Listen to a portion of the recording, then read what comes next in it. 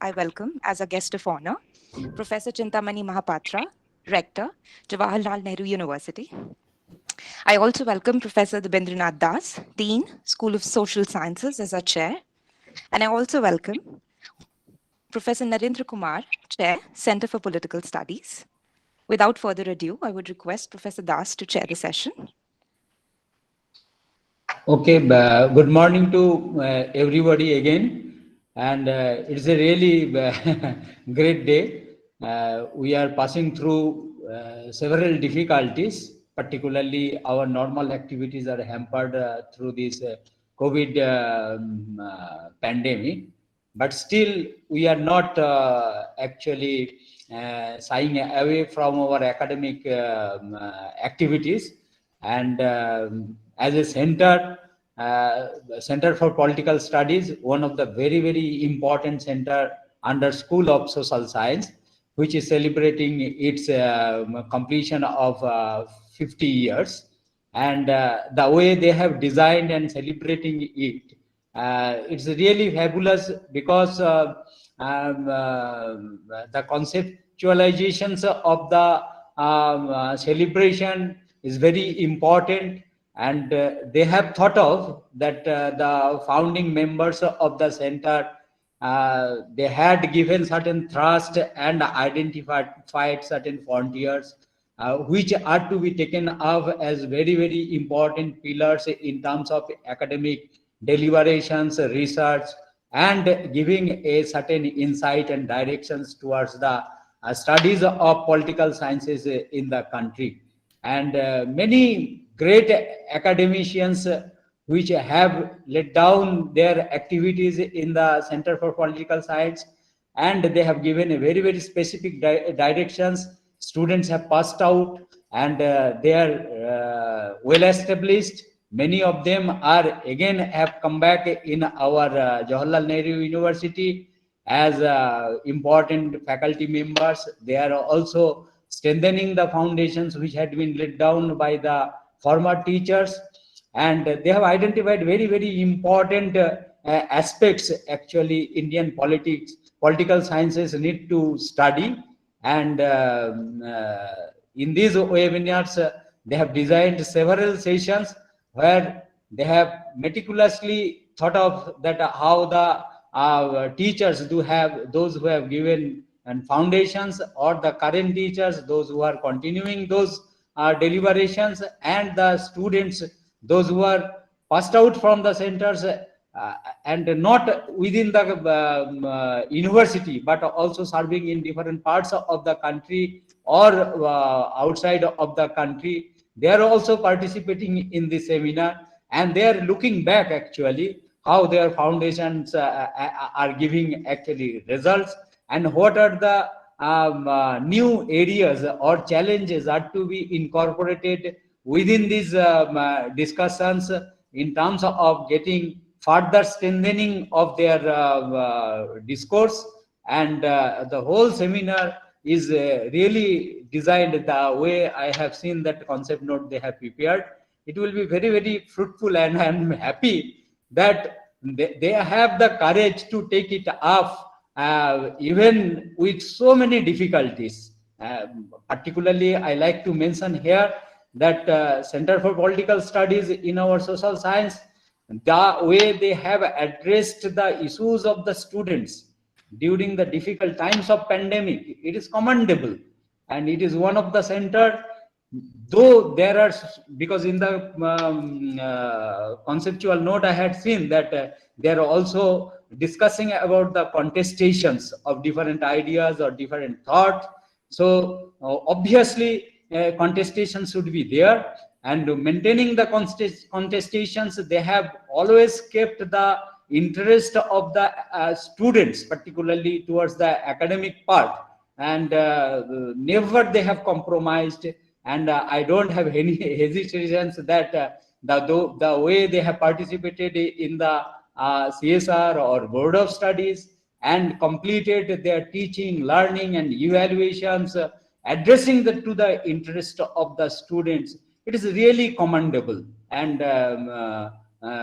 within that continuation, they are not only actually continuing their academic discourse in terms of teaching, learning, evaluations, but also furthering of the subject in its all aspects. They are also arranging this webinar, so they will get the insights and looking back what are the new aspects and challenges they need to incorporate, and what are the rectifications and strengthening they need to do it in collaborations with all the stakeholders, not only the founding members, but the current teachers, the students, those who have passed out and serving different, or the students, those who are actually now continuing. So these interactions, I hope it will be very, very fruitful, and it will give us very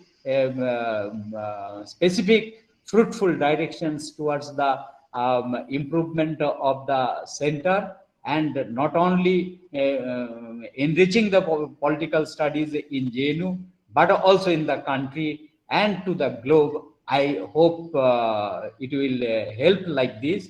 And with this, I welcome everybody, and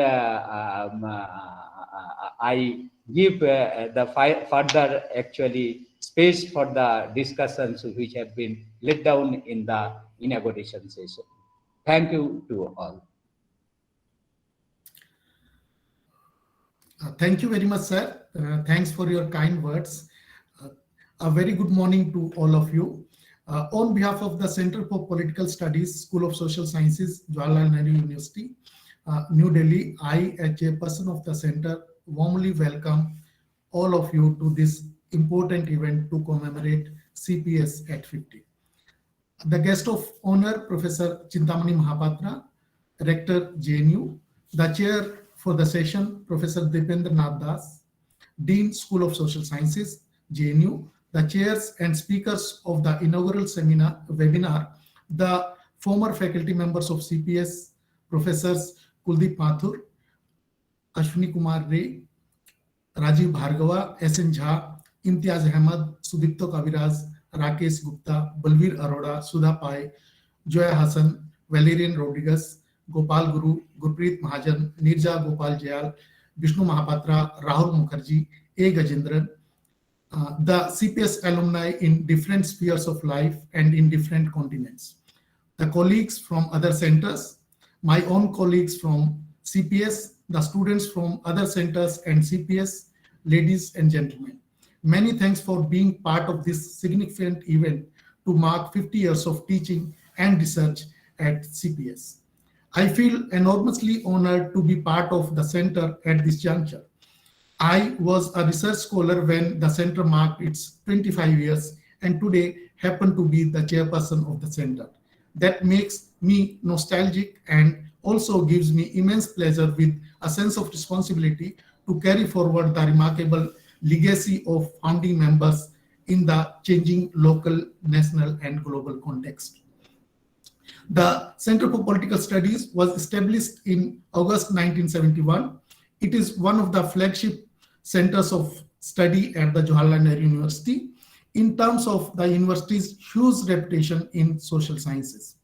For the last 50 years, the center has at the forefront of teaching and advanced research in the discipline of political science, and changed, transformed, and innovated itself with the changing times and context. In consonance with the establishment of JNU by an act of parliament, the center began to look at the discipline of political science critically beyond traditional methodological framework, innovating new methods in teaching and research. The contribution of the founding members, including Professor Rasiduddin Khan, K. Seshadri, C.P. Bhamri, who are not with us in this world now, and that of later faculty members who retired or served at the center has been immense, unparalleled, and noteworthy in the evolution of the center into an adored part of JNU. They did not carry with merely the ongoing quantitative methodological orientation of the Western world, but looked at Indian reality without confining overtly to a particular kind of model. Though interdisciplinarity has been the approach, but the grounding in political science remained the focus. Responding to the requirements of the times and policies of the Indian state, the reiteration of representation of diverse sections of society was complemented by the center, especially from the last decade of 20th century.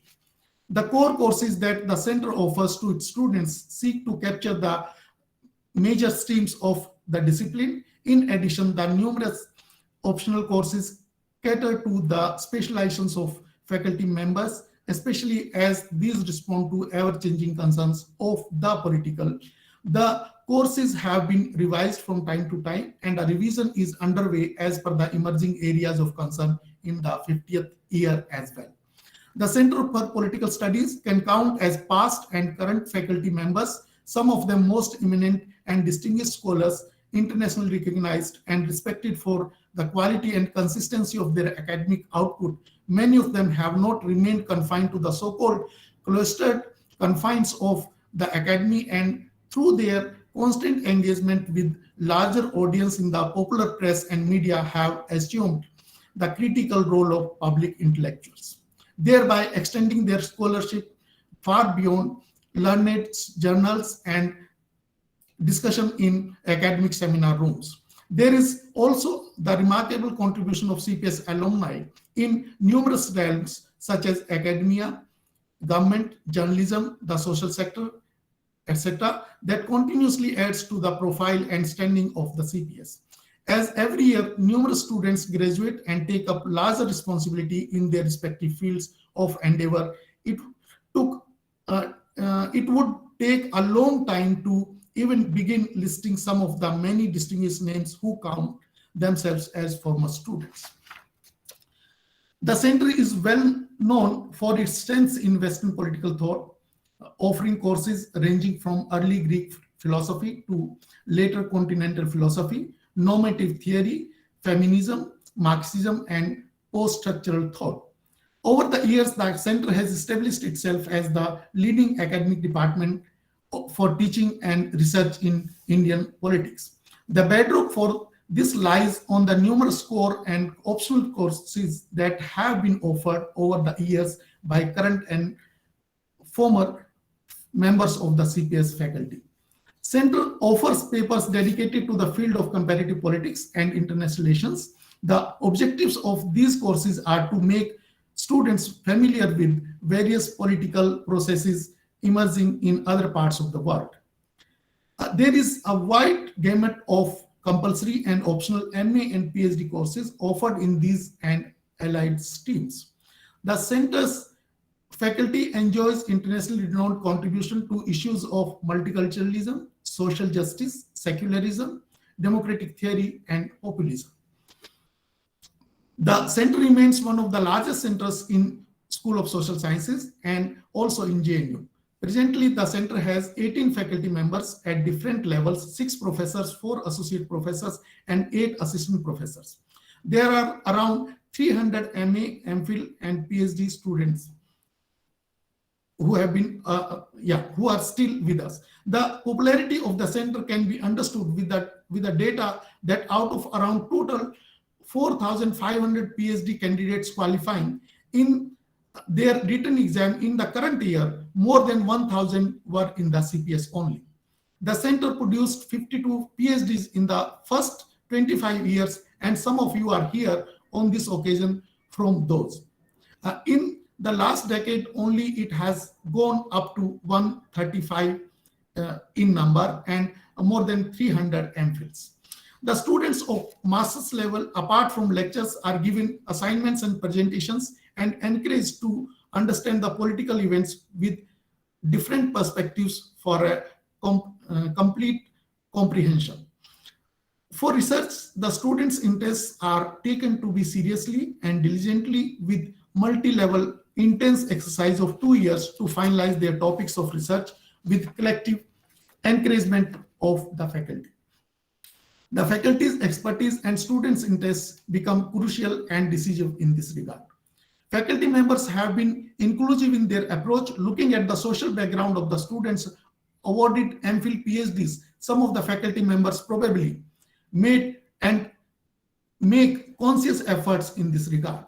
Even during the pandemic, students were given special psychological and material care, wherein a collective of students, faculty, and other socially concerned individuals provided the students coming from marginalized groups with devices to continue learning during the challenging times of online teaching. The center is part of many memorandums of understanding which the university has signed with institutions within and outside India.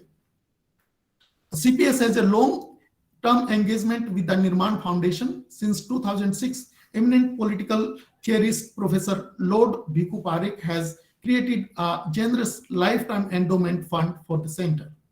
The Nirman Foundation Fund has been supporting 4 important programs and academic activities of the center. These include Nirman Foundation Merit Cum Means Scholarship to a limited number of students at master's level based on a rigorous selection process.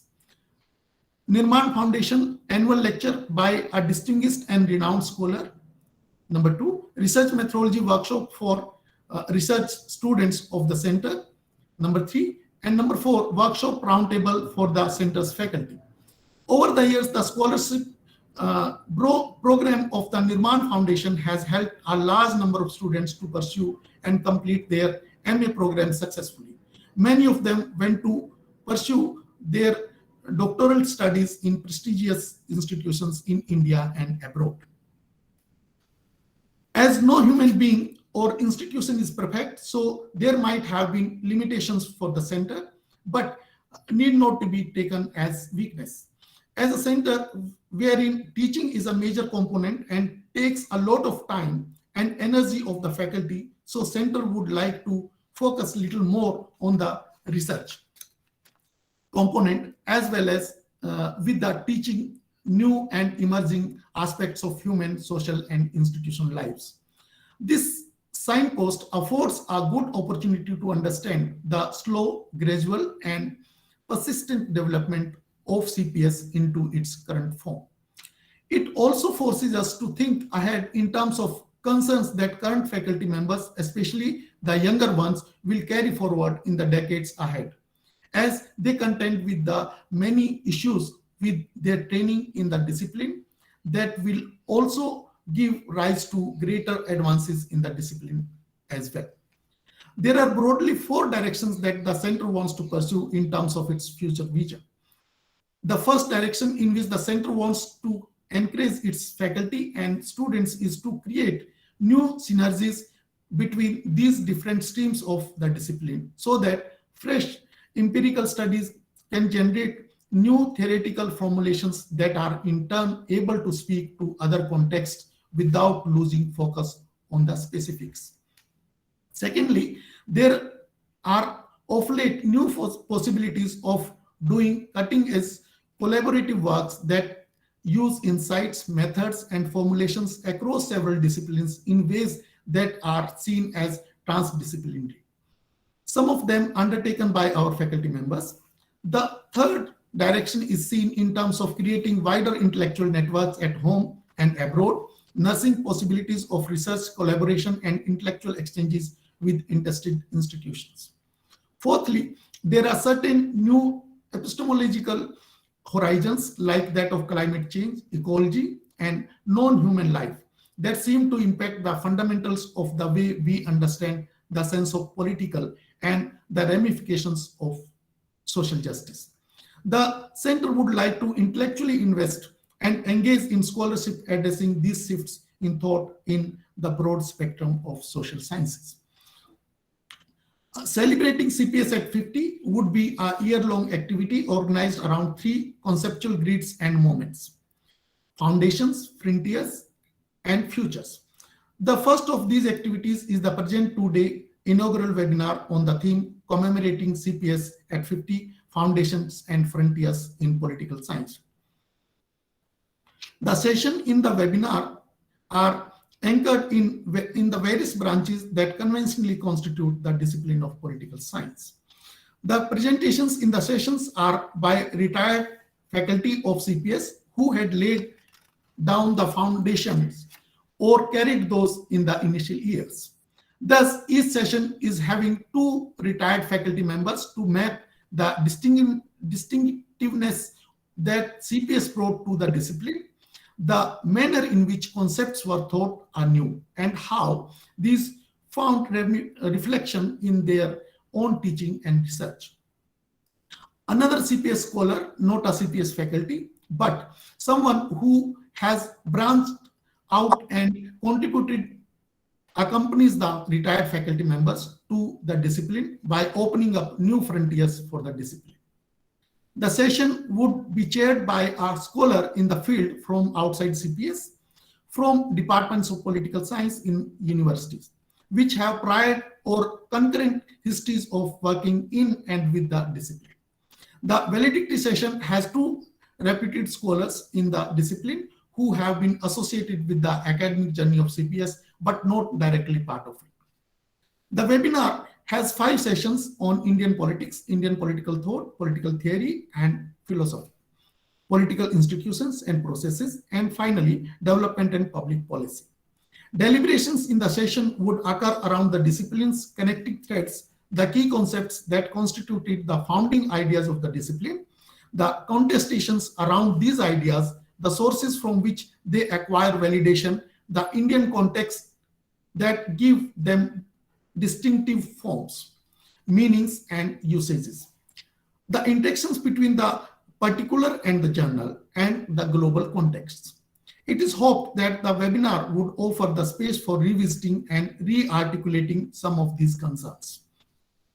While the webinar consists of panels which would reflect on the state of the discipline, the dispersed thematic webinars organized by the faculty members would bring together CPS faculty, CPS alumni in academic centers in the country and abroad, and the CPS alumni in fields other than the academics, that is politics, journalism, films, etc.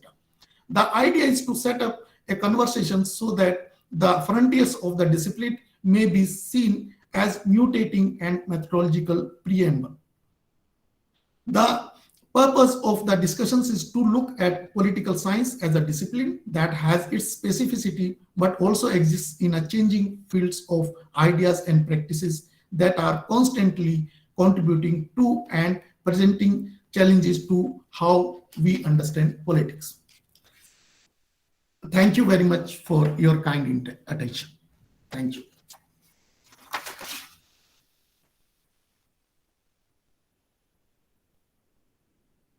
Over to you, Professor Das. Yeah. No, because the session is scheduled for 10 to 11. So just I request you to the important persons who will be deliberating in this session, please take it up one by one. The list of the speakers are not actually with me, so please you take it up and. Sir, in this session, we have Professor Chintamani Mahapatra, who is the guest of honor for this session, and actually now Professor Chintamani Mahapatra is supposed to give his remarks. Thank you, sir. I request you as a key speaker of this session, and it will be really honor for the School of Social Science to have you in celebrating of this 50 years of the center. I request you please to give us the insights, the way we can develop the center. Namaskar. Over to you, sir. Namaskar. Good morning to all of you. Professor Das, the Dean of SSS, Professor Kumar, the Chairman of the Center. Let me at the outset congratulate the Center for organizing this event to celebrate the Golden Jubilee of your center. It is actually a humbling experience for me because some of the former faculty members of the center whom I see here, they were in a way my teachers. When I came to JNU, decades ago and was a student. It's very, very humbling. The two of my colleagues who were the former rectors, I was a faculty member at that time. Again, I feel really honored that you gave me this opportunity to be part of your inaugural program. And what could have been a better way to organize this as part of your celebration? Although all of us know the difficulty of the pandemic and in-person interaction, about 138 people in the morning assembled through technology. And if you go through the chat box, you can realize how it feels good for a former professor to connect with others and say hello. Professor Joy Hassan wrote, I'm saying hello after 30 years. You know, it's really, really good experience. And I admire you for thinking about this whole idea of organizing an inaugural webinar on the occasion of your celebration of the Golden Jubilee. Now, let me share some of my thoughts with all of you. At the moment, we are not only going through a pandemic, at the moment we are passing through a time where almost governance system in every country in the world is under the spotlight of the global public opinion. Now, the Freedom in the World Report 2021, recently I was going through it, and it says that the share of countries designated not free, has reached its highest level since the deterioration of democracy began in 2006. Of course, we don't know whether it really began in 2006 or it has been the case throughout, but whatever it is, the report says that since 2006, the share of countries designated not free has reached the highest level.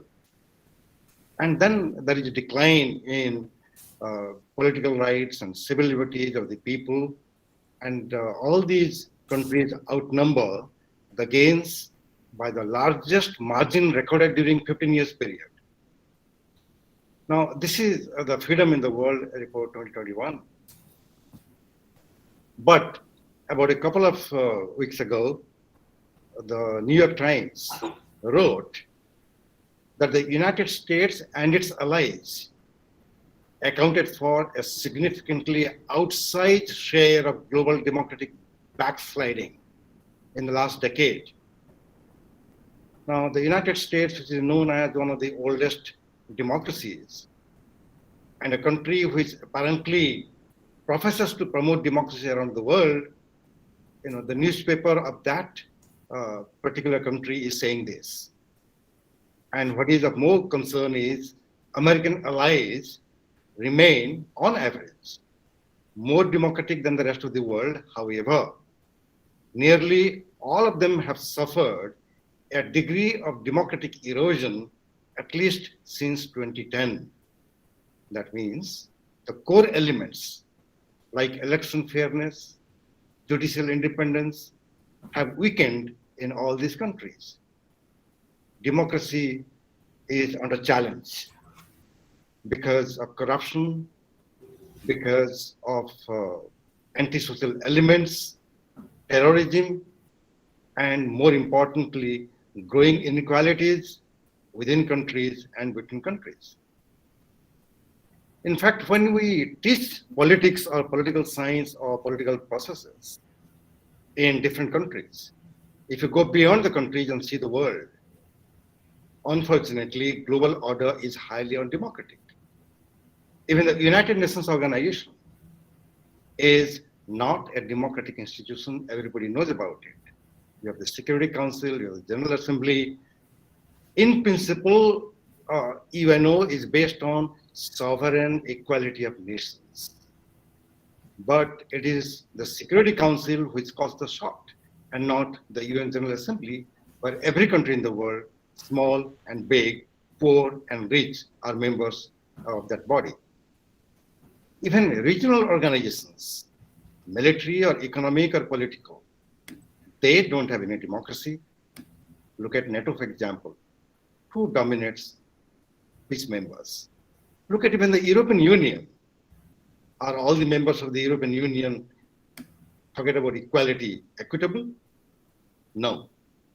Then, of course, we have seen how powerful countries have promoted dictatorships around the world, even those who profess democracy. Remember the Ferdinand Marcos in the Philippines, Chandhoke in South Korea, Pinochet in Chile, and there are so many other examples. More recently, the world is facing other challenges. I'm sure all of you are aware of the post-truth world and the truth decay concept. The Rand Corporation in the USA has brought out very, very nice reports on post-truth and truth decay. What is of concern is a very thin line of difference these days we find between facts and opinion. And the students and the researchers and the faculty members of political science discipline, of course, every other discipline in social science, they would have to face this challenge when they collect their data, when they read different kind of reports or even the news. What exactly are the facts and what exactly are the opinion? Very thin line of difference. Then, of course, all of us have seen social media revolution. Because of the social media, information is available in plenty everywhere. People talk about information overload. Social media undoubtedly has empowered the individual. An individual can make news. The news may not be made only by the leaders, the prime ministers, the presidents, any individual anywhere. But the technology which is driving the social media, it is hardly an equalizer.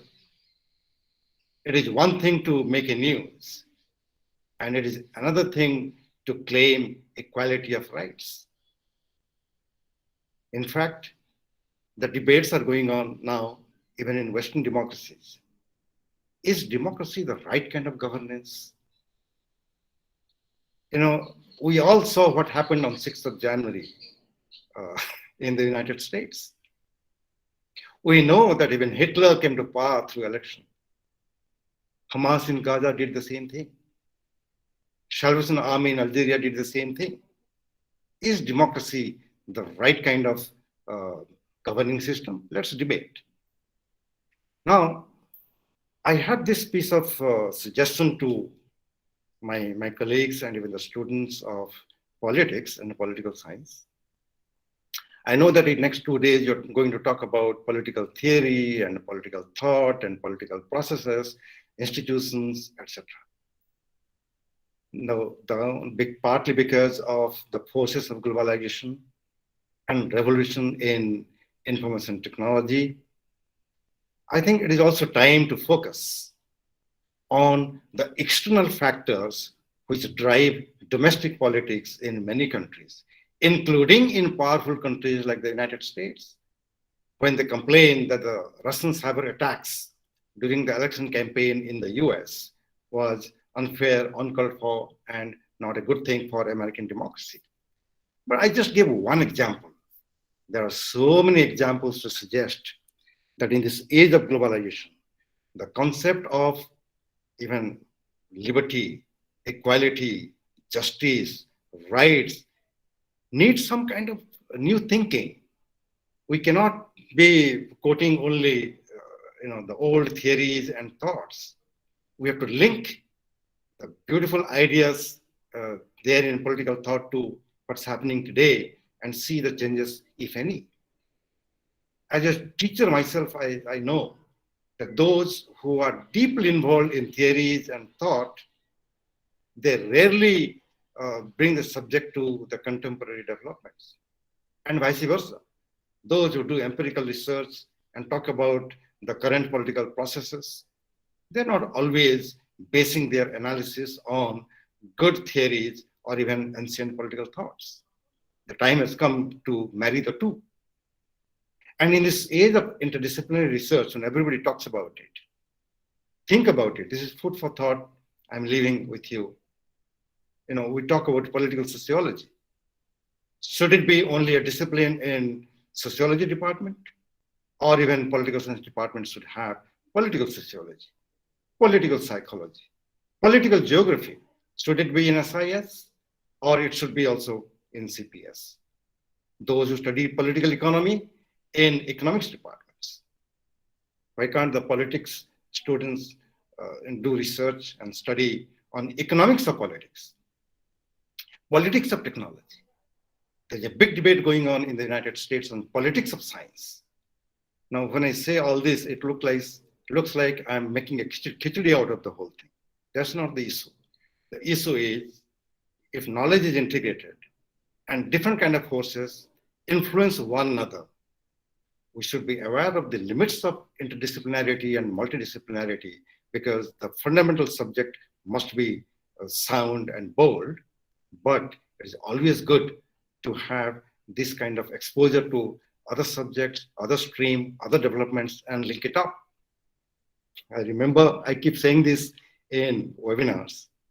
When I did my thesis on US strategic policy in Southeast Asia, and particularly I focused on the military bases in the Philippines, I learned a great deal, and I cited them in my research by going through music, cartoons, humor, literature. And when I saw that, then I found that there is some deep meaning when we are having interdisciplinary research in different subjects. Let me again thank the department, congratulate CPS on this great occasion of celebrating the Golden Jubilee. And let me again explain, I feel so humble. At the same time, I feel honored that very senior, eminent political scientists who have served in GNU, in CPS, are there with us. And then, of course, the young dynamic scholars of the department. It is well known in India and abroad, and I'm sure it is going to do better and better in future. In a webinar like this, when you have the eminent political scientists and those who are currently the faculty members, those who are going to be faculty members in the future, when you sit together and deliberate on those items that you have described just now, Professor Kumar, I'm sure it is going to be a grand success. My best wishes to you on this great occasion. Thank you and namaskar.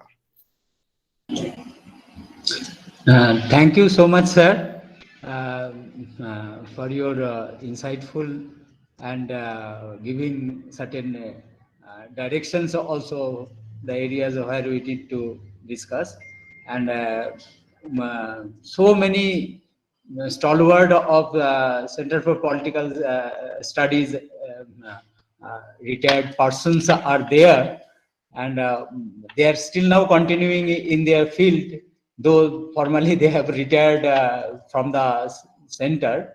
And we all feel humbled and honored that they have taken time and joined actually to further give directions of the center. It's a really huge pleasure for all of us that they have taken time and they have joined in this seminar, and 3 days long discussions they will be participating. Thank you, sir. I request Professor Narendra Kumar to take up the further business as you have scheduled for this session. Over to you, Professor Narendra Kumar. Fine. Thank you very much. Thank you, everyone, for joining here. In fact, actually, we had kept a space for the Vice Chancellor, and by chance, due to his engagement, he could not join. So that's why we are left with some time. And I think this is a good opportunity wherein we can, in fact, I would actually, first of all, I would like to request our student that to present a vote of thanks to everyone now. And may I request Dr. Harish Wankhede to present a vote of thanks to our guests Professor Chintamani Mahapatra, Rector, and Professor Dipendra Das. Sure, sir. Sure. Thank you very much, sir, Professor Kumar, for this opportunity. A very warm good morning to all of you. I always felt privileged being part of the Center for Political Studies for such a long, earlier as a student and now as a faculty member.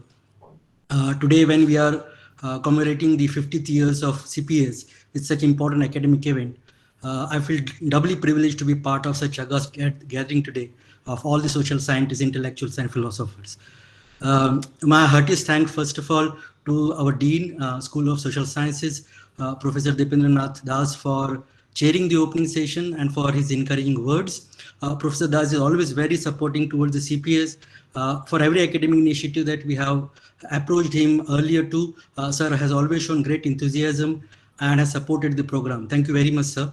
I'll also take this opportunity to thank Professor Chintamani Mahapatra, Rector of our university, for finding some time from his very busy schedule from the administrative block and gracing this occasion. On the behalf of the center, I thank you, sir, for being here as guest of honor and for opening remarks, providing almost a global context about the current form of democracy, growing inequalities, and the deteriorating democratic institution. The big question about the relevance of democracy and other important ideas within social sciences will surely, I believe, ignite much needed discussion on such important theme. Thank you very much for your insightful remarks, sir. Let me also thank Jigyasa, our PhD student, for introducing the panelists and the theme of the webinar. Last but not the least, all the senior faculty members, all luminaries, current faculty members, research scholars, students and alumni of the CPS that are attending the web conference here. I can surely thank all of you for attending this session as part of the ritual vote of thanks, but I will not do that as I know that this is just the beginning of our conference and you will be here attending different session for the next coming 2 days. I will formally thank you on the concluding session. So at the end, on the behalf of all of you, I wish a great success to you for attending. Look forward for your continued participation. Thank you very much. Thank you very much. Thanks to everyone. Thanks, Harish, and thanks to Professor Chintamani Mahapatra, Professor Dipendra Das, and thanks to everyone. In fact, so now we have time. So all our former colleagues are here. My teachers are here. So I think what we can do is next, because we have 15 minutes. So some of us, if you want to share a few, let's say, thoughts on this occasion, I would certainly request some of you, because we have 15 minutes left for the next session. So probably this is a good opportunity for all of us to have a informal kind of interaction if we want to have on this occasion. And I see Professor Kuldeep Mathur, and Professor Kuldeep Mathur, in fact, he was supposed to be one of the panelists, but he is not feeling so well. So and then he said that I would certainly be joining, and thank you so much, sir, for joining in this morning. And we have, in fact, Professor Bhiku Parekh as well, who has joined us in this morning. And thank you very much, sir, for joining. And thank you very much, Professor Balveer Oda, Professor Joya Hassan, Professor Sudha Pai. Thanks a lot. It really feels like it's brings me to my MA days when I started my journey as a student in JNU. So thank you so much for being here. So I think, and some of the students of my time also and others are also here. So I would actually, this is open, so we can have a discussion if you like. May I request if Professor Kuldeep Mathur may say a few words, if it is possible for him to say.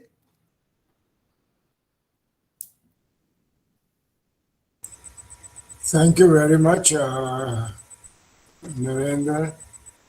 This is really a great occasion for celebration, and also to remember all those who have contributed so much to make this center as one of the prime institutions for studies of political science.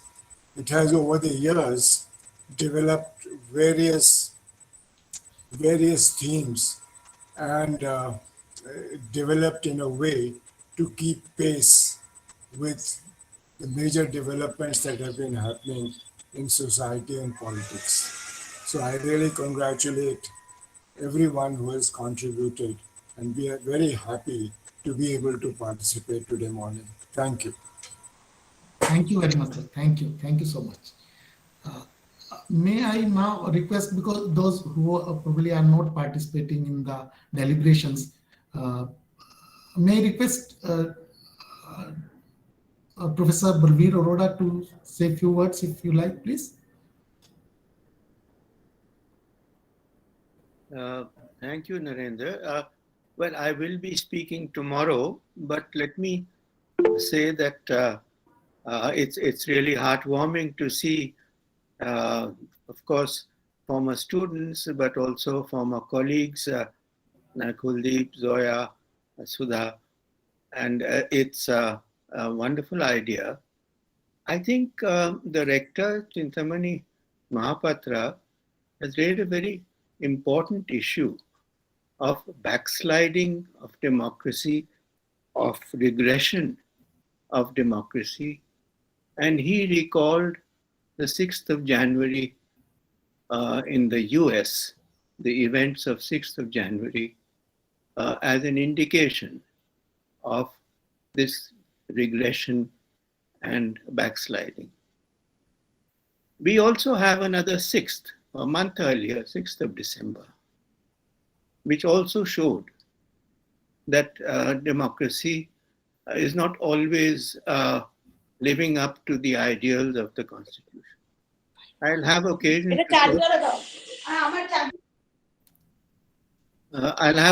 to talk about these things, but I think this point about now we have many models of democracy and the autocratization of democratic systems is a cause of concern.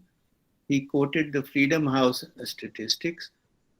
I think this is an area where democratic theory needs to be revisited in the light of new formulations.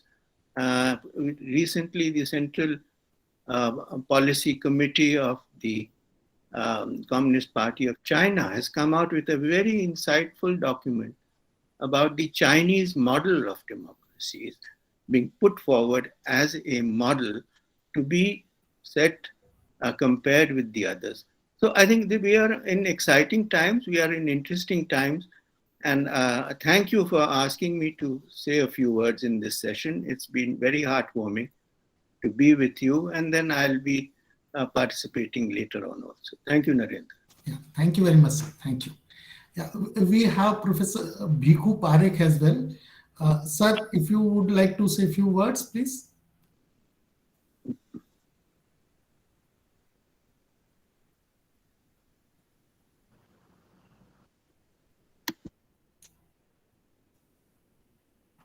Sir, we are not able to listen to you. Please unmute.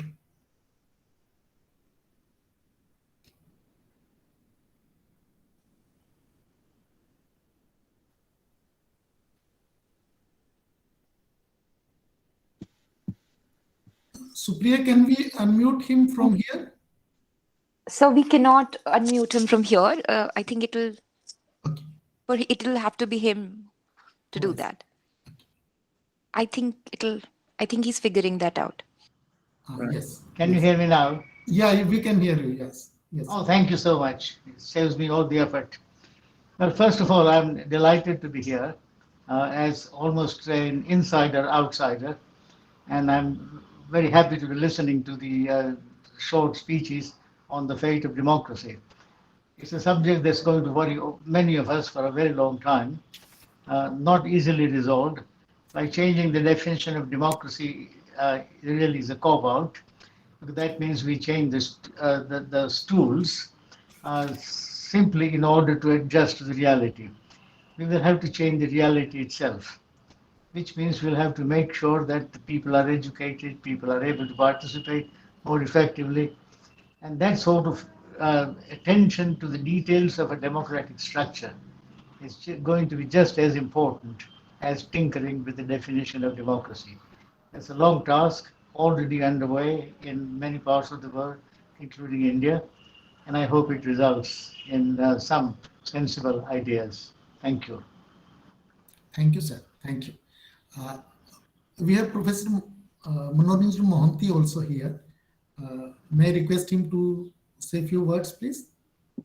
Well, congratulations, friends. I have always, last 40 years, been introduced as a member of JNU.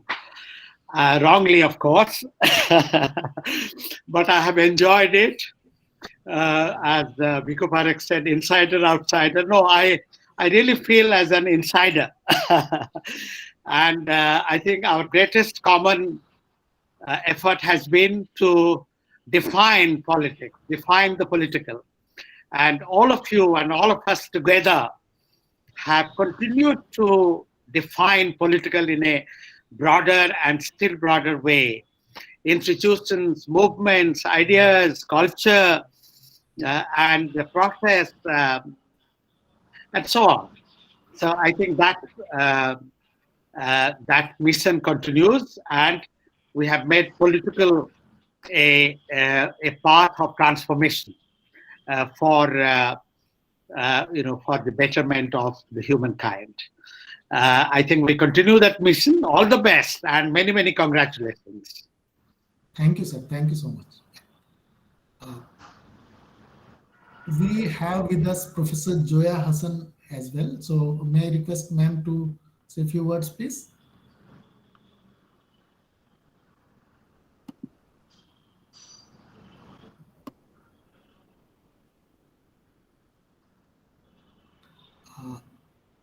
Okay, then I may request Professor Sudha Pai, please, to come in.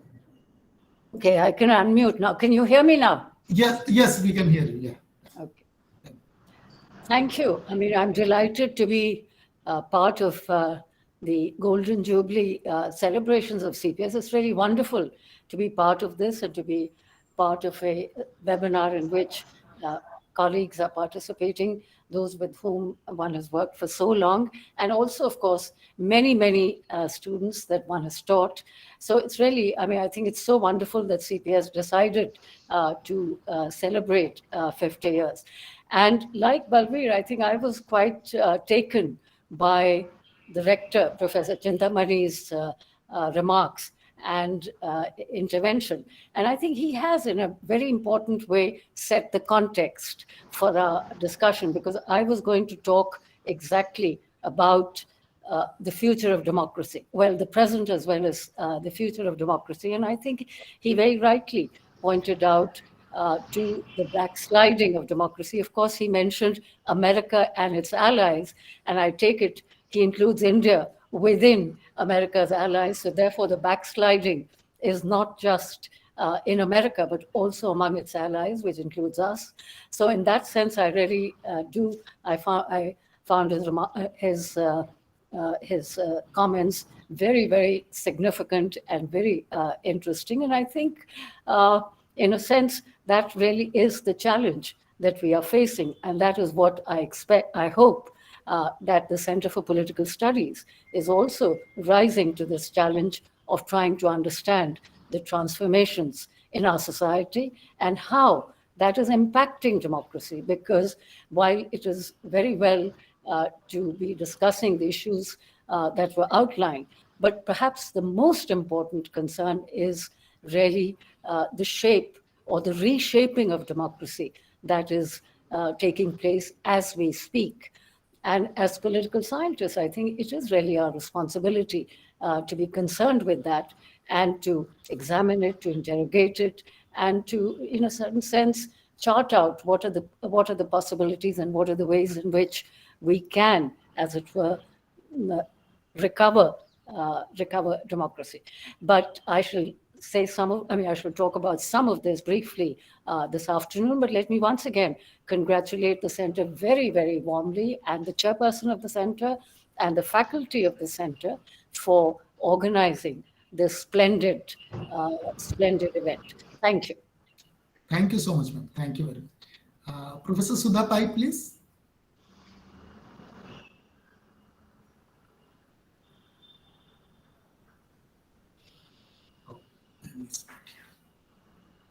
Okay. I saw Professor Rajeev Bhargava. Professor Rajeev Bhargava, could you please come in? Though you are there in the Yes. Yeah. Oh, hi. So it's great to be part of this event. I'm watching on my screen so many friends, former colleagues, and I'm sure there must be several students who I can't see right now, but they must all be part of this. And I'm really truly delighted that you have organized this event. I'm very, very pleased to be participating in it, and I thank you all for giving this opportunity to me. I'll be coming in next, so I will refrain from saying anything more right now. Thank you. Thanks a lot. Thank you. Thank you. If Professor Sudha Pai is around, so she can say a few words.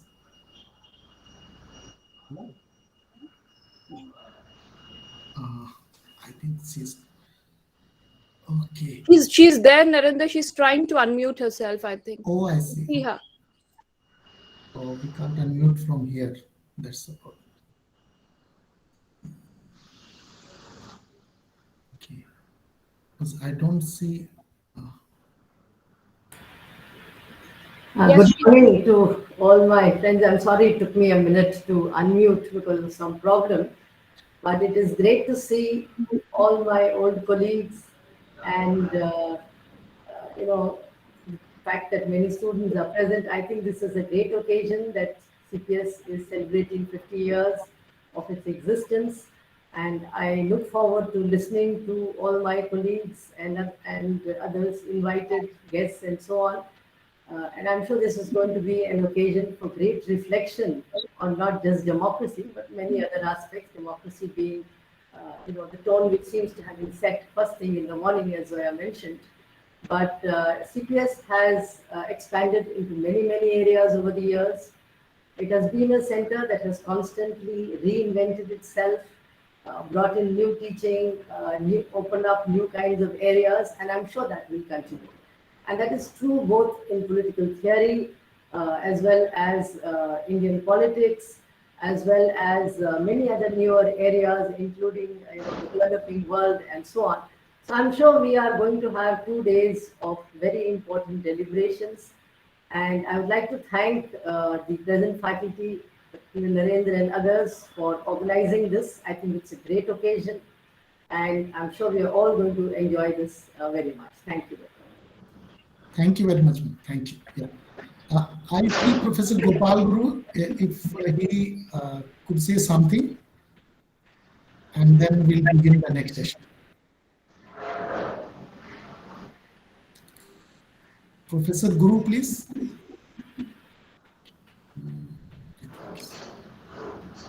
He may be busy then. Fine. Actually, I don't see Professor Gurpreet Mahajan, who is there in the next session.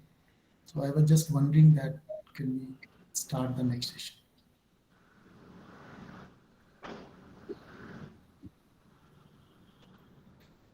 Okay. I think thank you very much, everyone, for coming in and sharing your thoughts. Now, shall we start the next session? And then thank you very much, Professor Dipendra, for being here. Thank you, Narendra, and thank you, everybody. Hope it will be a very, very successful webinar. And there are certain limitations, but CPS has always shown that within also so much of difficulties, they can handle the business very, very smoothly. and thanking everybody. Please allow me to leave so you can start the other please. schedules Thank you. as Thank you per very the much. timeline. The Thank you timeline so is much. also very, very important. Yeah. Thank you. Thanks. Thank you very much. Yeah. I'm leaving. Huh? Bye. Yeah. So we'll start the next session now.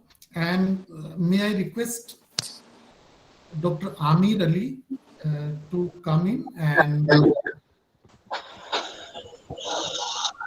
Amir, please. Thank you, Professor Narendra Kumar. Thank you. It's my privilege to introduce the speakers for the first session of this seminar. We have 3 speakers for this particular first session of the seminar.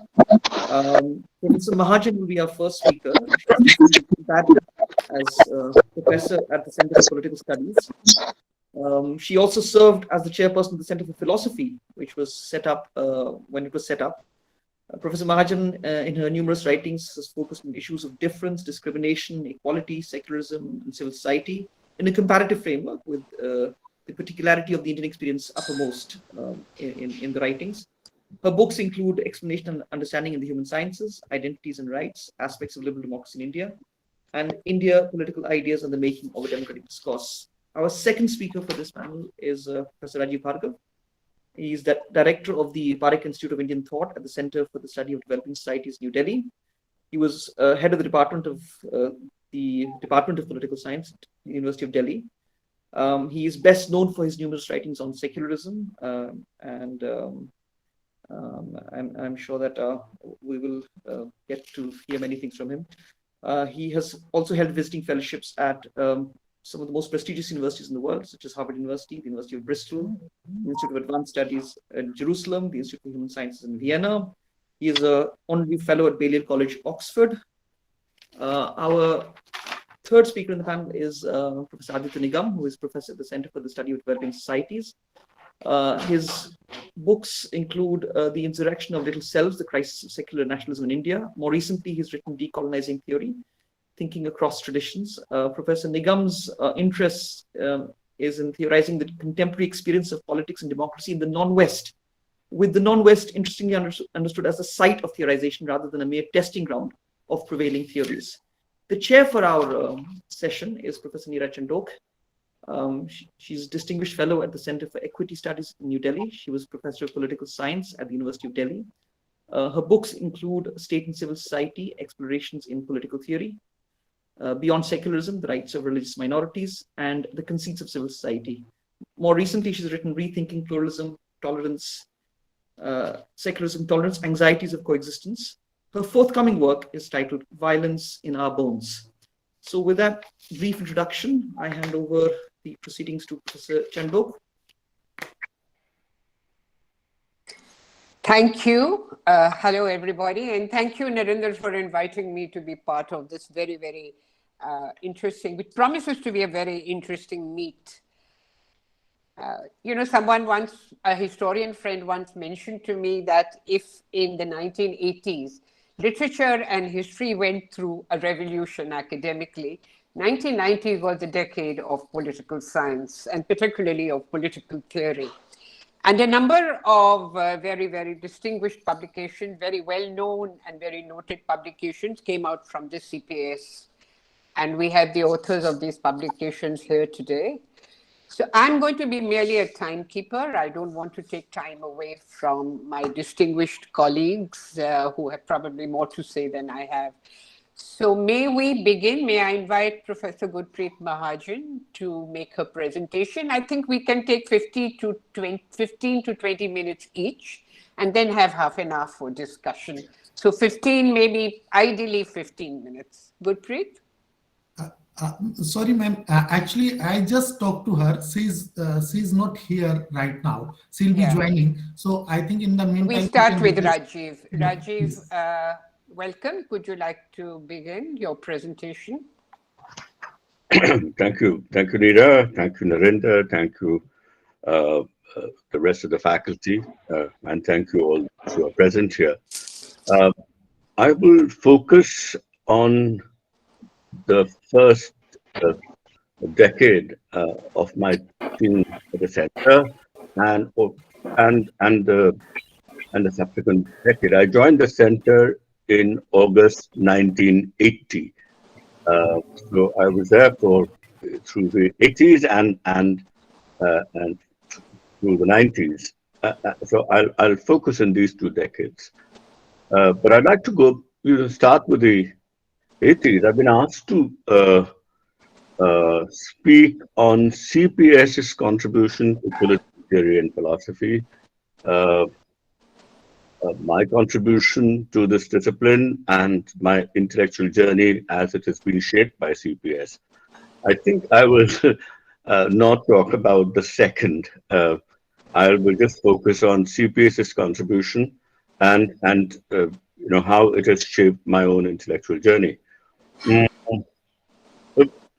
The first thing that I'd like to say is that we are all children of our times. We are shaped by a certain zeitgeist, and when I say we, I'm really talking about the intellectual elites, the academics, and the 70s.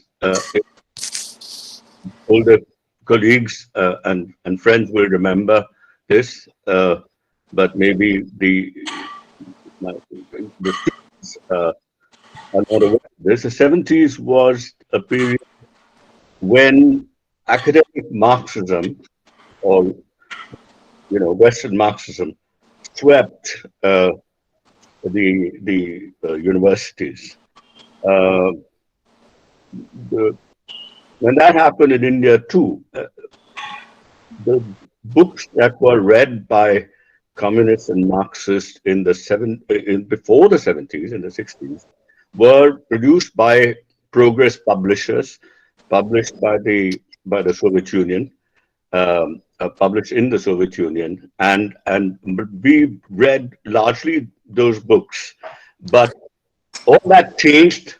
The progress publishers was replaced by New Left books and a whole variety of books on Western Marxism that were translated into English in the United States of America, and that entire corpus of Western Marxist texts, that was what really influenced us, people who were inclined to the left. We were all modernists, and to be modern was to be Western. And we belonged to the radical stream of modernity, which is to say that we somehow managed to make a distinction between modernity and capitalism and link modernity with socialism. So we could provide a critique of capitalism without actually providing a critique of modernity. There was a fascination with what is called the Enlightenment, and we were dismissive of what is called the counter-Enlightenment, which we associated with pre-capitalist feudal mentality. We did history of political thought, but that was largely history of Western political thought. I remember when I joined in 1980, this book called Foundations of Modern Political Thought by Quentin Skinner had just been released, maybe a couple of years earlier, and I used a lot of it in my teaching on Hobbes and Locke and on the Republican tradition, Machiavelli, Luther, and you can tell that this was all history of Western political thought. I mean, but we didn't make a distinction. We just thought that is our history. So CPS too was saturated by. I'm not speaking of Western political. I'm talking about political theory and thought. CPS was saturated by this. And there was another framework that we had adopted, and that is the modernity tradition Hillary. As people who were modernists, we were anti-traditional. And so anything which... I'm not sure who that is. What's your aunt's name? What's happening? I found this on the web. Oh my God, what's happening here? Who's speaking in between? I don't know. Anyway. Kindly desist till the speaker finishes his presentation. No, I think it was something which had come from the web. It has nothing to... Continue, Rajeev, continue. So, so I think and a lot of people who did Indian political thought, we thought they were part of some traditional thinking. And I must say that there was a distinction between the metropolitan universities and the universities outside these metropolitan areas. I'm thinking of places like Jaipur and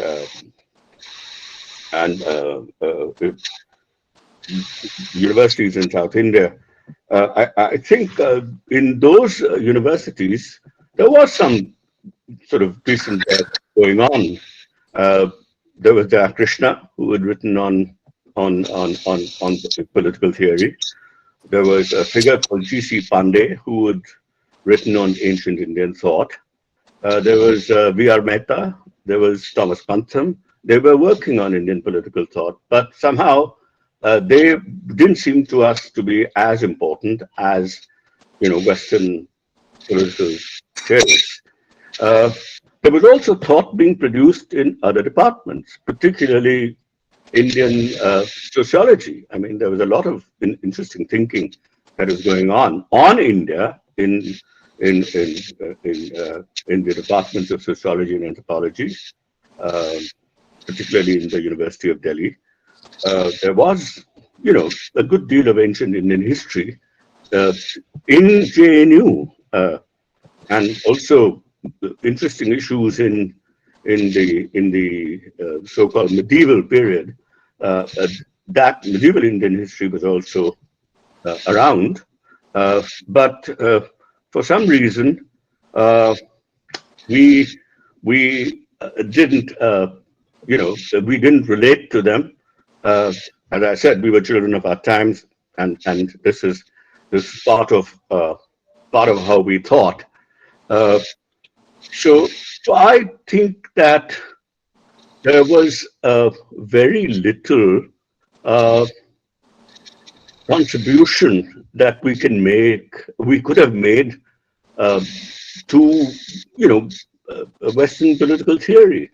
There was some contribution coming from people who were outside. I'm thinking of Bhikkhu Bhai, who is here, but most of us in India, I don't think we did very much in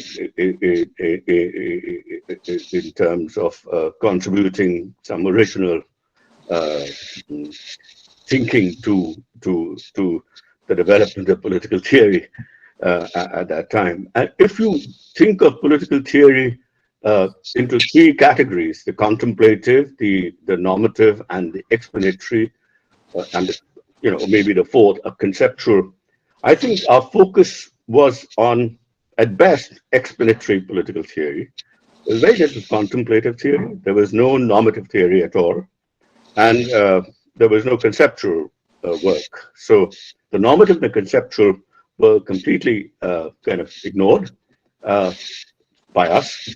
And there was some sort of contemplative thinking, but it was not in India. It was sort of Western cosmologies. They were the ones who were the ones that dominated, and so we were not really into normative debates or conceptual analysis of any kind. And this other stuff, I won't say we denounced it or we decried it, but we certainly neglected or ignored it. So that was the context. Having said that, I think JNU and CPS were both sites where we learned how to question things. We learned how to dissent from the mainstream. We learned a lot of critical thinking. Unfortunately, all that was reserved for a whole lot of things that were not guided by our own understanding of that's the standpoint of Western modernity. So a lot of the critique sort of was to Indian traditions and so on. But nonetheless, these are skills that we learned. And I would say that there was a whole ethos, a Nehruvian ethos. It wasn't for nothing that this place was called Jawaharlal Nehru. The entire ethos was saturated by the values that we imbibed from people like Nehru and others in the anti-colonial struggle, and they shaped us. And I still believe that we produced and we were constitutional patriots. We may have ignored the study of the Indian Constitution, but every single constitutional value shaped us. We may not have taken them seriously. I'm talking about the political theorists. There were people in the department who were teaching the Constitution, but people in political theory, they may not have raised these issues in the classroom, but as I said, there was such a part of the larger JNU ethos that these values were embodied in us, in the way we were. There was an egalitarian ethos, which is so different from the ethos even of Delhi University, where I taught for a few years in the in the early 2000s. That egalitarian ethos was fundamental to the way we approached each other as colleagues and the way we interacted with students. So, I mean, the hierarchy, of course, was there between assistant, associate, professors, and professors, but we were all, regardless of how mighty the reputation of a professor was, we were all equals as scholars, and we were taken seriously by whether it was Romila or Rashid or Professor Bhamri or all of or Shashadri. I mean, we were treated as contributors to debates, equal participants in the debate, and there was another space that was available for us, which was a space for free discussion, we had a huge amount of intellectual and academic autonomy. We could take up any courses. I mean, teach. We can float any course that we wanted without restriction from anybody. We could modify existing courses. So intellectual autonomy was a virtue, and we valued that virtue, and we exercised it in our not only in our classroom but outside the classroom. So I must say that it is this general atmosphere in which we learned things. That's what taught us a lot in the classroom, through students, interaction with students and with our colleagues.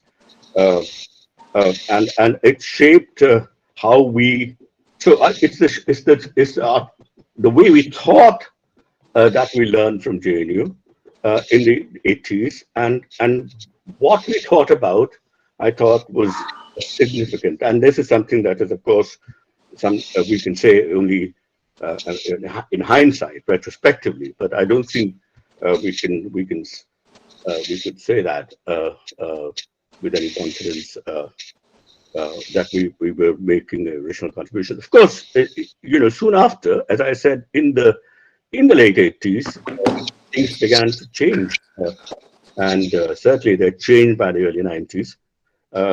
There were people.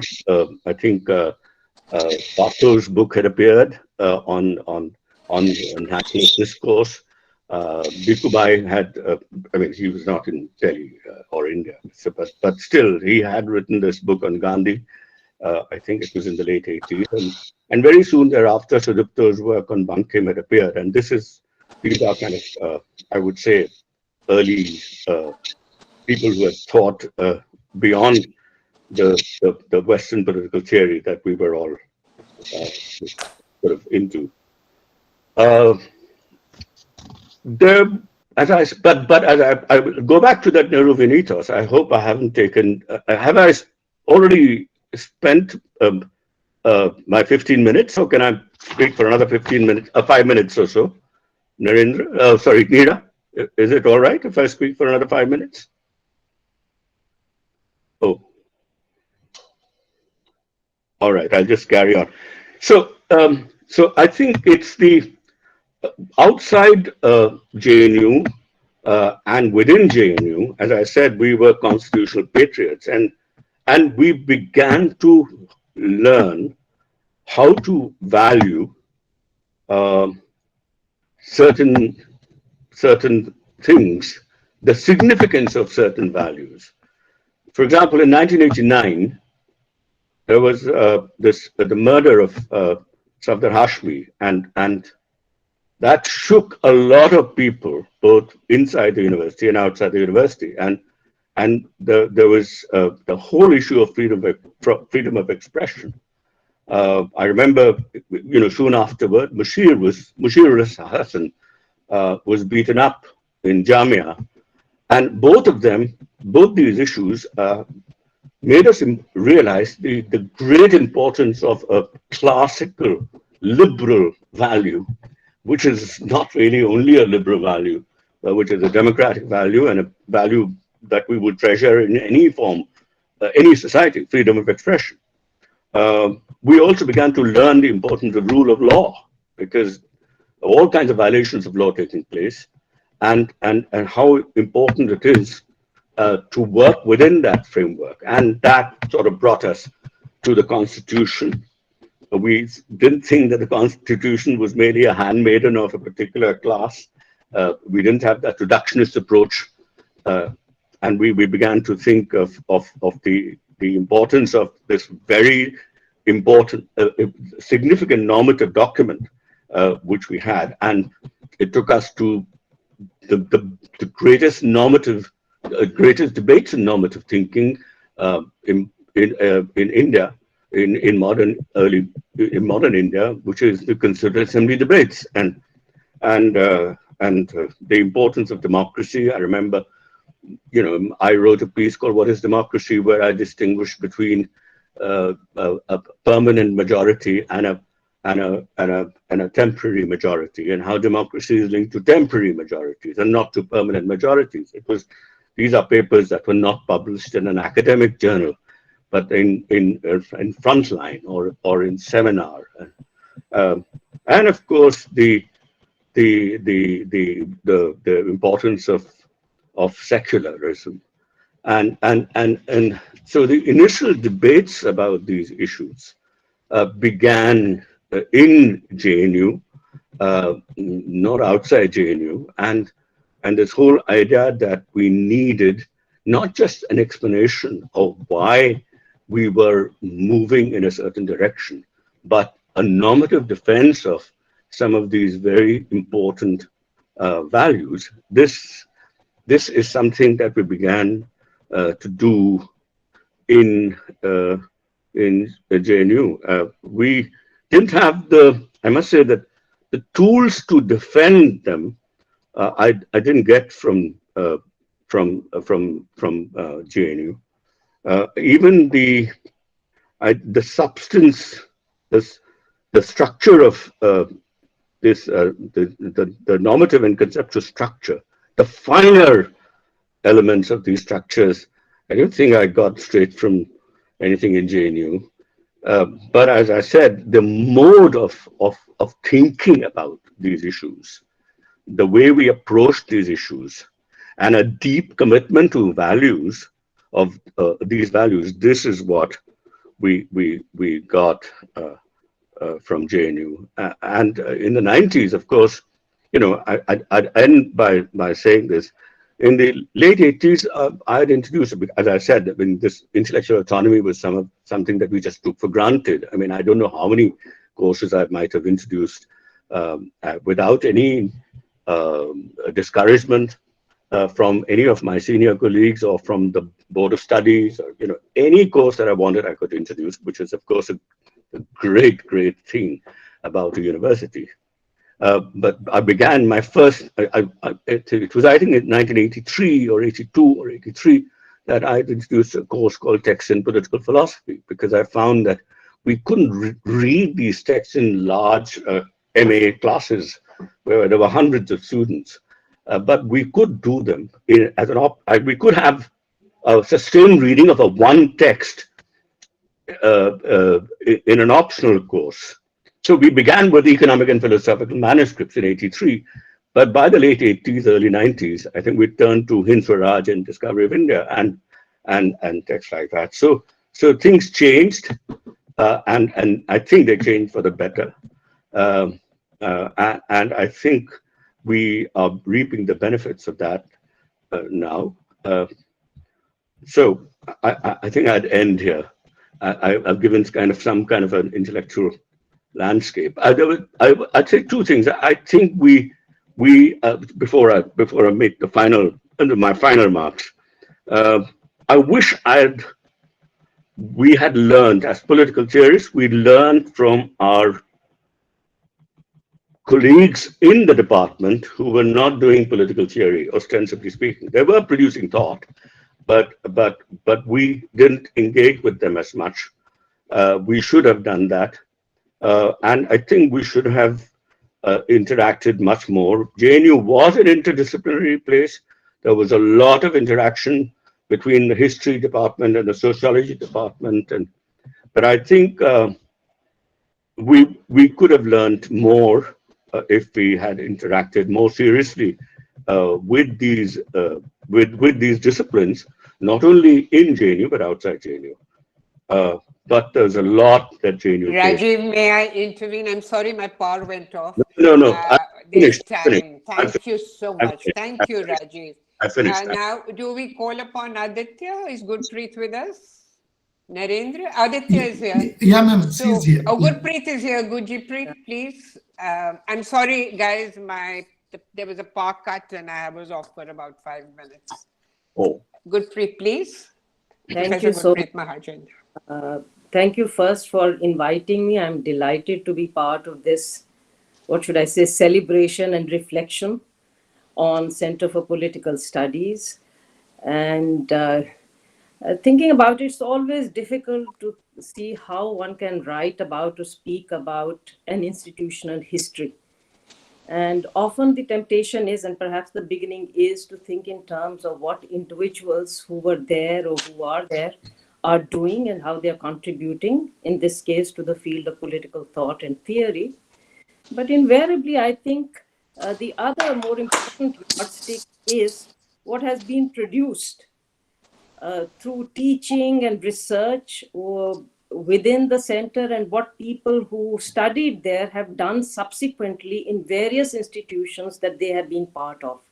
And I think that's a very important part of that intellectual journey and intellectual history. So when we think in terms of what CPS or political thought and theory represents in CPS, perhaps one needs to think in terms of this very long and complex chain of individuals who studied here, who had this influence, who had, I think, the privilege of being influenced by people who were teaching here in the center, outside the center, and what they went on to study and research. That's a complex process. I won't be able to touch on this, but I think this is something we need to keep in mind. I'm also very happy that actually in some ways for completely logistic reasons, we are beginning with the discussion or thinking about or celebration of CPS with thinking about political thought and theory. And I think it is fortuitous because from the beginning, Center for Political Studies had this reputation of being very theory dominated. Now, one should never get into why these reputations really emerge and how they emerge, but it was there. But if I sort of sit back and think as to, to see whether there is any justification for that reputation, it seems to me there are two reasons why this tag would have stuck. The first really is that there was a great deal of emphasis in no matter what field or area of study we were engaged in, whether it's Indian politics or actually political thought. It was very, for want of a better term, I'd say conceptual in nature. For instance, the big debate in Indian politics that we focused on through so many different courses was, and I think the others, Balveer and Zoya and Sudha would agree, that was about the nature of the Indian state. So the task really was how to really bring the experience and the observed under some conceptual category to see how would we really focus on that. So this kind of orientation, I think, was one reason why there was this element, this emphasis on, or the tag that, we are very theory dominated. The second, of course, reason is that so many people, so many of us who are here, I think, in the audience, went on to engage with and study in some form or the other what would be called the subfield of political thought and theory. So both these elements have combined together really to give this kind of reputation. When I was a student at Center for Political Studies, long time ago, there were two things that stand out in my mind about political thought and theory that I studied.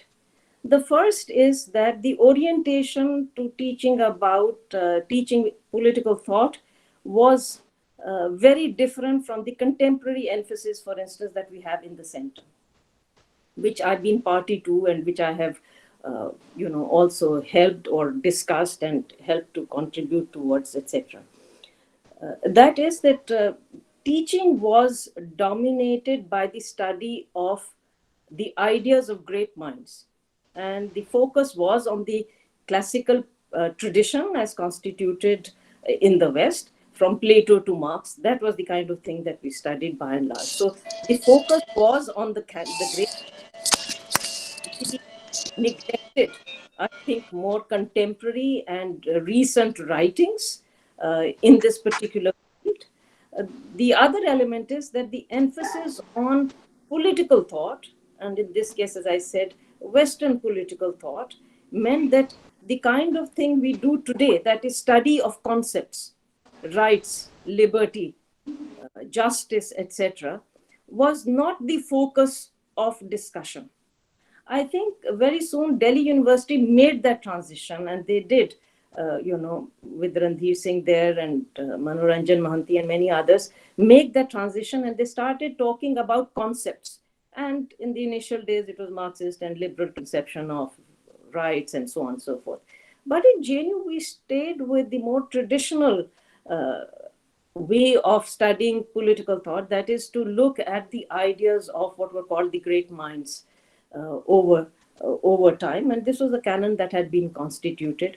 We didn't really focus on or study concepts in isolation. And today, when I think back and I think about what we do, invariably, I think everywhere, including in CPS, we do spend a lot of time thinking about concepts. Rawls's conception of justice, or Dworkin's notion of equality, or things of this kind. Not only is there more familiarity of the students have and teachers have more familiarity with more recent writings, but the focus is that. And when I was thinking about it, and after so many years of moving in that direction, I'm beginning to think perhaps there was some virtue in what we did of merely studying at length the ideas, some of the most significant and dominant ideas that have shaped human thinking, or which we regard to be significant and important, because it's difficult to fit all that into a single canon.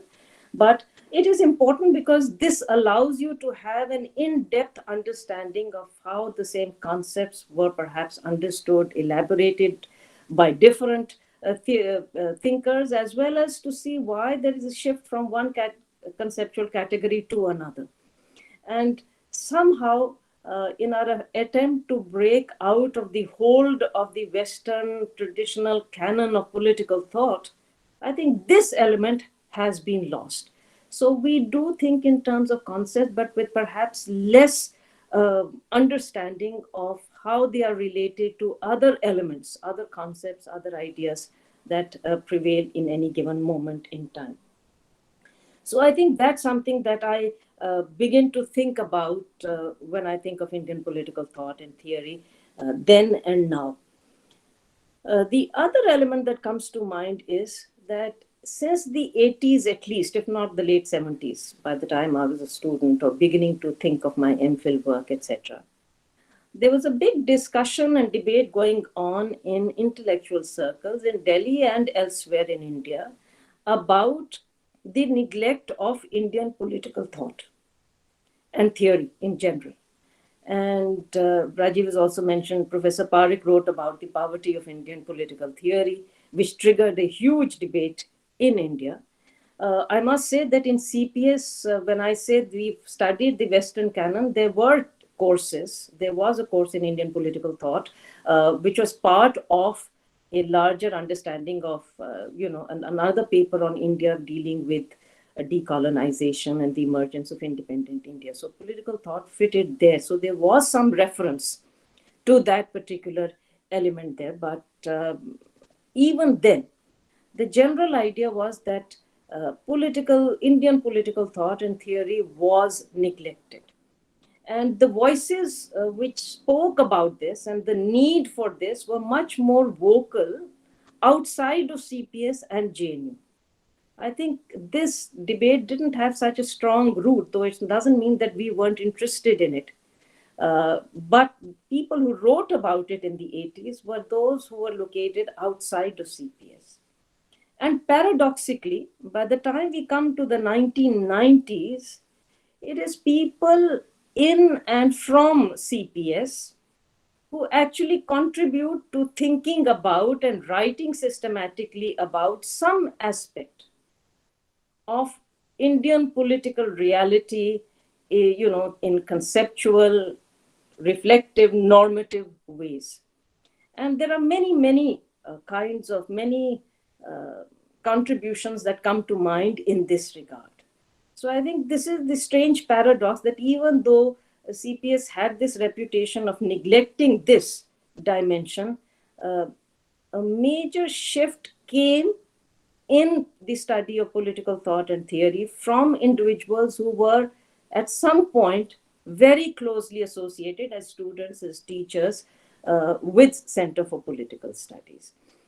Professor Bhargava has just spoken, and he made only a passing reference to it, but other than the fact that Professor Sudipto Kaviraj was by then writing about Bankim, Rajeev raised this issue about the distinctiveness of Indian secularism, and that became, as it were, a big reference point for more than a decade, if not even today, that people began to think in terms of distinctiveness of Indian secularism, and that was as I said, a point of discussion. It's not always proper to speak about oneself, even though the chairperson said we should say something about what we did in our journey. I might say in the early 90s, I thought and wrote about the values that underpin India's constitution, in particular about the fact that we see ourselves not just as a parliamentary, but also as a liberal democracy. But what Gurpreet, sorry to interrupt. Another 5 minutes, please, if you could wrap up. Yeah, yes. I will. I beg your pardon, but I'm just a timekeeper here. It's all right, Neera. I'll wind up soon. I was thinking in terms of what is the distinctiveness of liberal democracy in India. What are the values that are foregrounded here, and so on and so forth. And I was amongst those who were amongst us who were thinking in terms of not only what does it mean to do political theory in India, whether we call it Indian or Western, what does it mean to be a political theorist located in India? And some of us, I think, turned our attention in these ways to the Indian reality and thought of it in terms of linking it to the larger conceptual categories through which we perceive and understand our lives, our experience, the world around us, etc., etc. And I think there are many torch bearers in this. And I'd speak, Professor Gopal Guru is going to speak tomorrow. He, for instance, wrote about and, did pioneering work on the category of humiliation, thereby expanding the idea of justice to include a new dimension. So I think there are many ways, and the people who are there even now, I think they are contributing in many significant ways to thinking about Indian reality and thinking in terms of what conceptual categories would be more appropriate, not only to understanding the Indian reality, but to thinking in terms of our experience in the modern world, coming from different societies.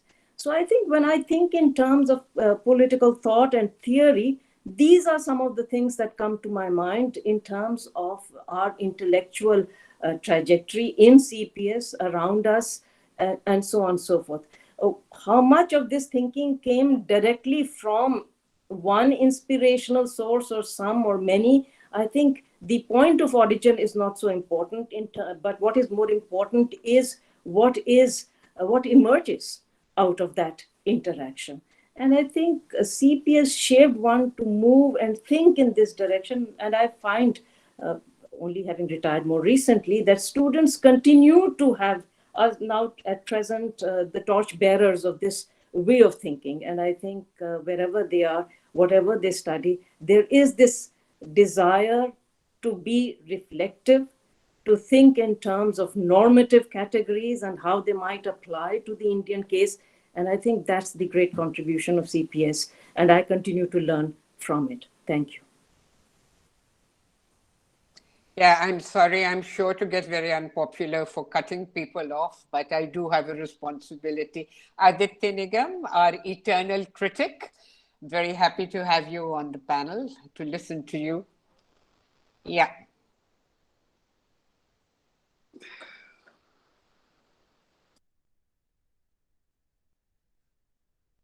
You're muted. Aditya, you're muted.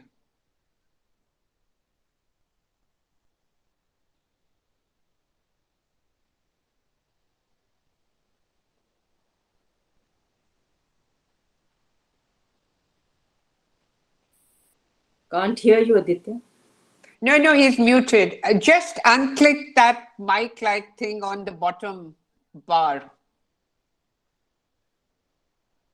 There's a mic, there's a camera, just unclick it. No, I'm afraid not.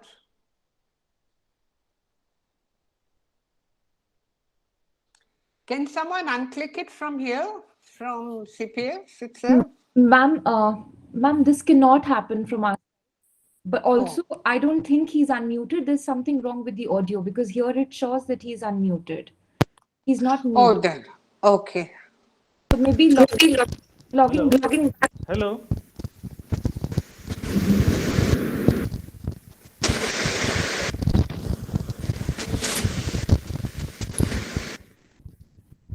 Hello. Yeah, is this better? Yeah, please. We can hear you now. We can hear you, Aditya. Please carry on. Okay. Aditya, 15, maximum 20 minutes, please. Oh, sure. Yeah, I'll try and wrap up within 15. So thanks a lot for the invitation to be part of this panel and the overall celebrations for CPS's 50th anniversary. To Professor Narendra Kumar and to the entire CPS faculty. Now, I'll actually, both Rajeev and Gurpreet have actually spoken at length as faculty members at very crucial lengths of time. So that is not something which I'm going to repeat here. I am actually partly kind of when I was asked to participate in this webinar and talk about what I've learned, I thought it was actually more a kind of personal journey along with CPS in a way which I think is quite, in my case, quite unique, because I was a student of CPS thrice with the difference of 10 years each. My first stint was in 78, 81, when I came for my MA and was there for a year of MPhil. And then I left for full-time politics and then rejoined in 91. And then for my PhD in 97, 2000. So actually I have a kind of time series, if I may say so, a kind of time series qualitative impression of of CPS. But I do want to say one thing before I share some of my own sense of how CPS has shaped my own way of thinking, my own work, and so on. But that is that, as Rajeev said, we are all children of our times. But there is something very specific I mean by that. And apart from that, there's also, of course, a larger universe within which we are. So CPS at that time cannot be separated from what JNU at that time was. And we were all, in a way, it was a world bubbling with JNU, India. We were all bubbling with all kinds of excitement. The emergency had just been over. This was my MA days. Emergency had just been over. Indian democracy was finding its feet afresh. Vietnam had just been liberated 5 years ago. Many African liberation movements were still going on. So all the courses that we were learning here, all the stuff that we were learning in our classroom. And as a student, really, I didn't feel what perhaps Gurpreet and Rajeev felt. I thought everything actually fed into one another. So if we were attending classes on Indian politics, or introduction to political, which, by the way, Professor Zoya Khalik those days used to teach us. I remember being taught Thomas Kuhn and the structure of scientific revolution. You are not an Indian politics person at that time. And we had Professor Balbir Arora teaching us federalism. We had Professor Bhamri. We had Professor Ashunire teaching us constitutions of Russia and China and so on. And I remember doing an optional with Sudipta Kaviraj on socialism theory, where basically Althusser and the epistemological break kind of preoccupied him for months. And it has actually, all that has gone into the way one thinks and has learned to think at that time. It was a moment which was actually where being a political science student was actually giving us a lot of energy from the outside world. And we were bubbling with, it was a hunger to know and to find categories enough to kind of grasp our present. There was, of course, as Rajeev said, and this is for somebody who was politically involved like me, this was much more the case. We were all socialists, communists, and so on. And there was a lot of intense debate which went on inside classrooms, outside classrooms, at the dhabas, at the cafe in the old building, and so on. The canteen in the old building, and so on, and everything in a way fed into what we were doing in class or in the center. So what we were being taught was not actually very different from that. One thing which was, of course, very important in those days, and I remember very fondly the way in the completely informal atmosphere of CPS in those days. I think it was generally the case with all centers, but definitely with us. And starting from our center office to our research associate staff, Francis and Jamal Saab and so on. So we're actually a whole community in a sort of way. From then, second round, when I come in 1991, the world has changed. Soviet Union has collapsed. Mandal has come in, and we've seen the worst face of anti-Mandal upper caste privilege out on the streets. We have seen the Ram Janmabhoomi movement, actually the intimations of the demolition of Babri Masjid and the onset of structural adjustment. So when I came my second round, CPS has also changed. So by then we were discussing secularism, modernity, we were discussing nationalism, we were discussing caste, we were discussing community identity, religion, gender, we were discussing everything that was going on outside. And so in a way, my second round, I was actually confronting a very different CPS, where we were no longer now in that high of the early 80s, where the world looked like it would change for the better. But nonetheless, we were actually faced with serious intellectual challenges, which as political scientists, political theorists, we were grappling to. I mean, I think there was a palpable sense that the categories with which we try to understand our world were failing us, that there was some sense in which we were unable to grasp what was going on around us, and the critiques of modernity and so on that were actually then coming in kind of made sense in a different way to us, which perhaps didn't. They have been around for a much longer time, but they did not make sense to us in the same way before the turn of the 90s than they did when this crisis actually fell upon us, and we were kind of faced with the task of understanding what was going on exactly, what it is that Indian society is undergoing at that moment. So to me, in fact, Indian politics, political theory was never separate in that sense.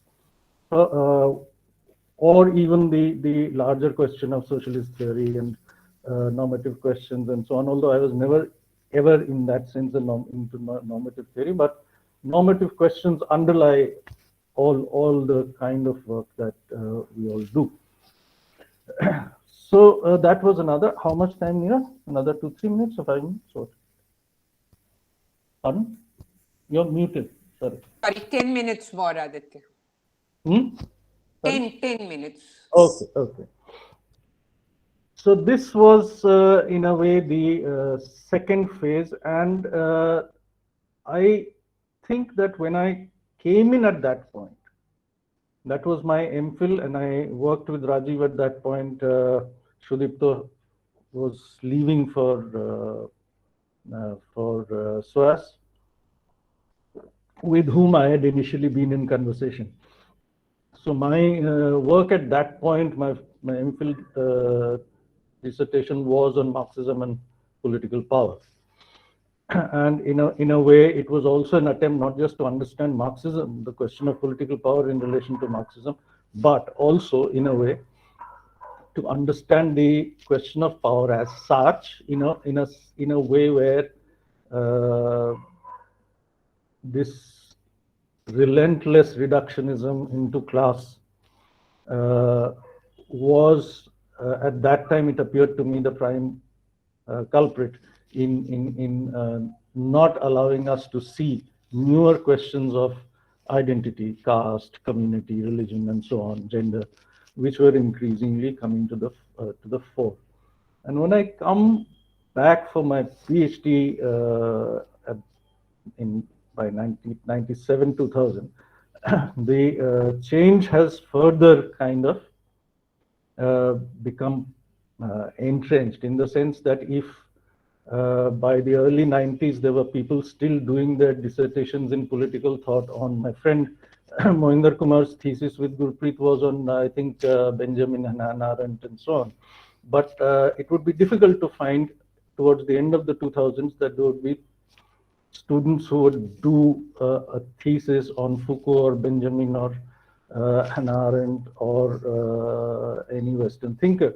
By the turn of the decade or the turn of the millennium, we were actually seriously looking at dissertations on Ambedkar, Gandhi, Nehru, Tagore, and so on and so. Tagore, I don't remember then, but I know that even now, this trend is continuing. The question of Indian political thought, which has been foregrounded by both Rajeev and Gurpreet earlier before me, was actually something which got further entrenched around that time. And my point here would be that for someone like me looking at it not from the faculty, so I don't have a overall sense of what the overall teaching and the overall conception was being planned at faculty level. But 3 different stints as a student, almost a decade apart, one thing was absolutely clear to me, that there was no way in which we could separate any of the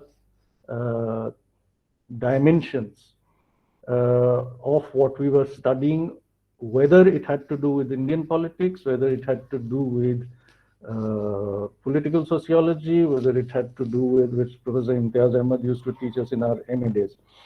And so we had a sense of a kind of understanding of politics that was itself in a way theoretical, in a sense that I never found it possible to separate it out in that fashion. And I think so did many other people with whom I've been students. And my one very important takeaway from this, and I want to conclude with another point, but my very important takeaway from this is that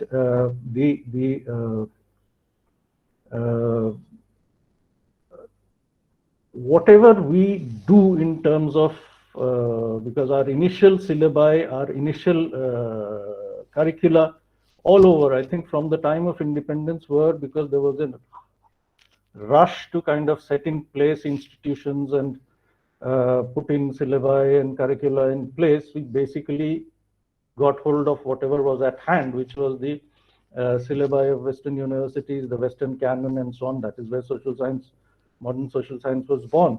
So I don't see this shift or that period as necessarily a negative period, but I think we are now in a different moment where, and now I think that now begins from the early 90s in a sense, as I said, because that was when we realized that the categories, concepts, and theories we are working with, the frameworks we are working with, are falling woefully short of explaining what our Indian context, the challenges, the theoretical challenges that the Indian context is throwing before us. The final point I want to make is that in terms of the impact for both CPS and JNU at large, my experience over the last couple of decades, I travel all over India whenever I go to any small town. There may not be people writing theses, but people who have studied in JNU in the 80s are still holding aloft some kind of banner of some academic debate, discussions, knowledge, critical discussions, and so on. That continues in some fashion, whether it's in an oral tradition or whatever, but people who have trained in JNU also go back to their hometowns, to their small towns, to their states, and they inspire a whole generation of students to actually pursue academics. So I think that is a way in which the impact of JNU and CPS has been felt, which cannot be quantified. We can quantify how many books and academic papers have been written, but this is something which actually has a much more long-term effect, and I think that I hope that part of JNU's and CPS's heritage continues. So I'll end here. Thank you, Aditya. Before we throw it open to the large number of scholars gathered here, I just want to make 2 points, and that is about all I'm going to say. I suppose I have some duties as a chairperson.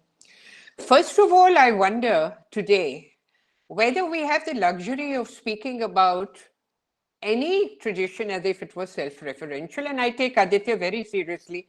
We have to take a cue from the context.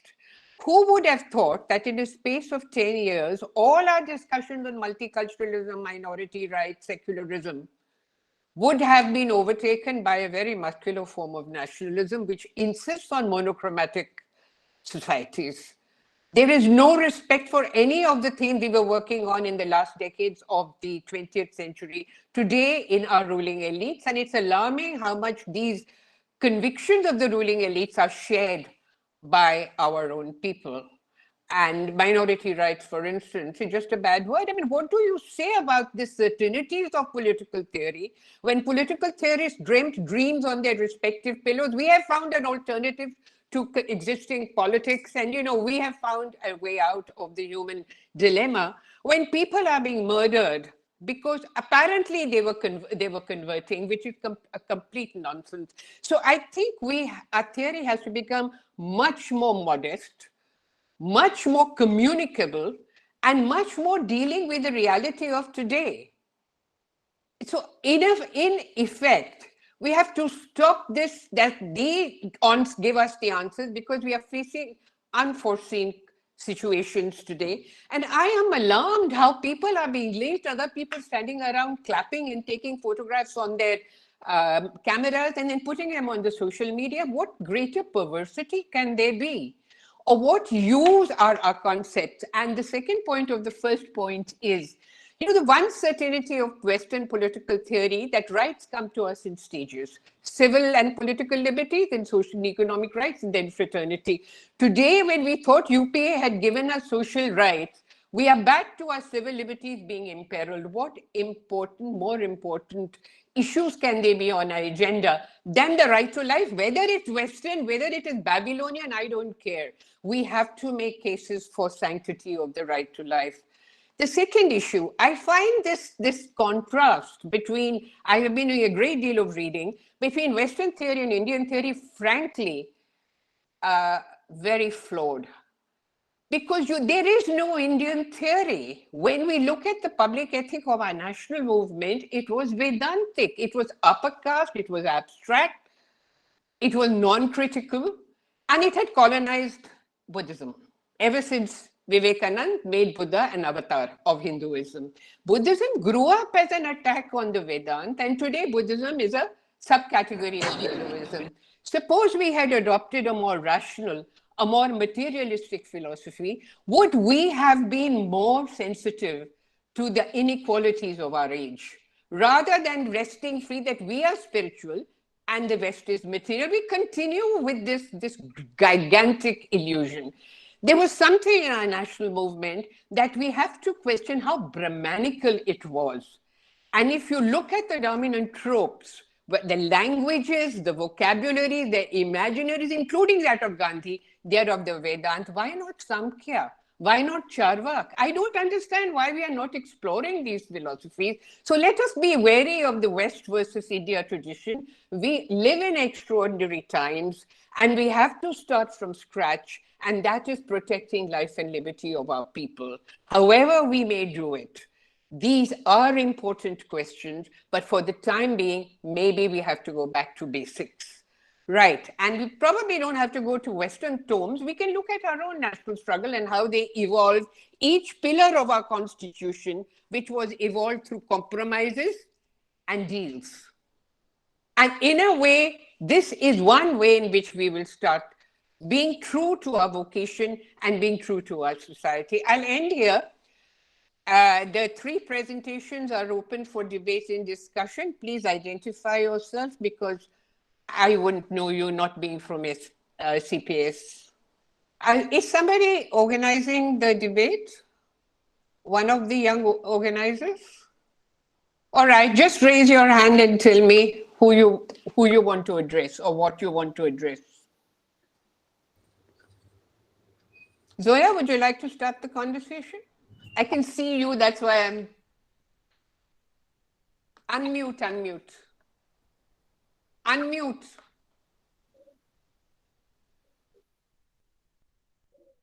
Zoya, unmute.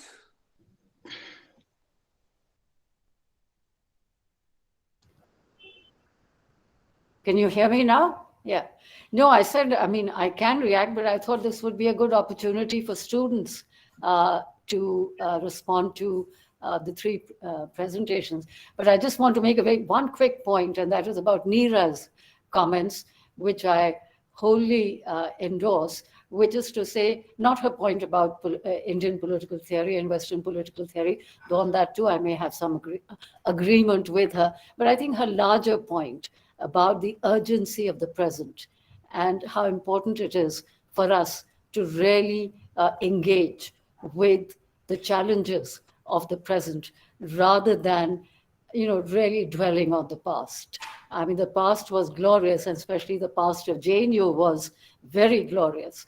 But the present of JNU, as indeed the present of our society and polity, is what it is. And I think it's only appropriate, as Neera very rightly said, that when rights and liberties are at stake and so much has changed, I think it's important for us to engage with that.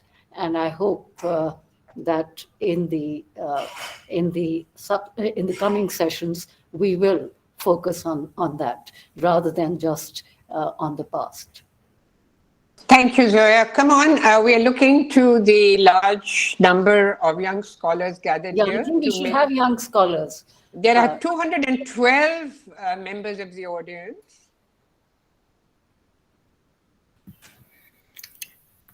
Professor Chandhoke, this is Yeah, Shefali Jha. Yeah, Shefali, I'm not please. a young scholar, but nevertheless, if I can be permitted to, it's not really, it's a kind of a question and a comment, because I was someone who studied in CPS in the 1980s.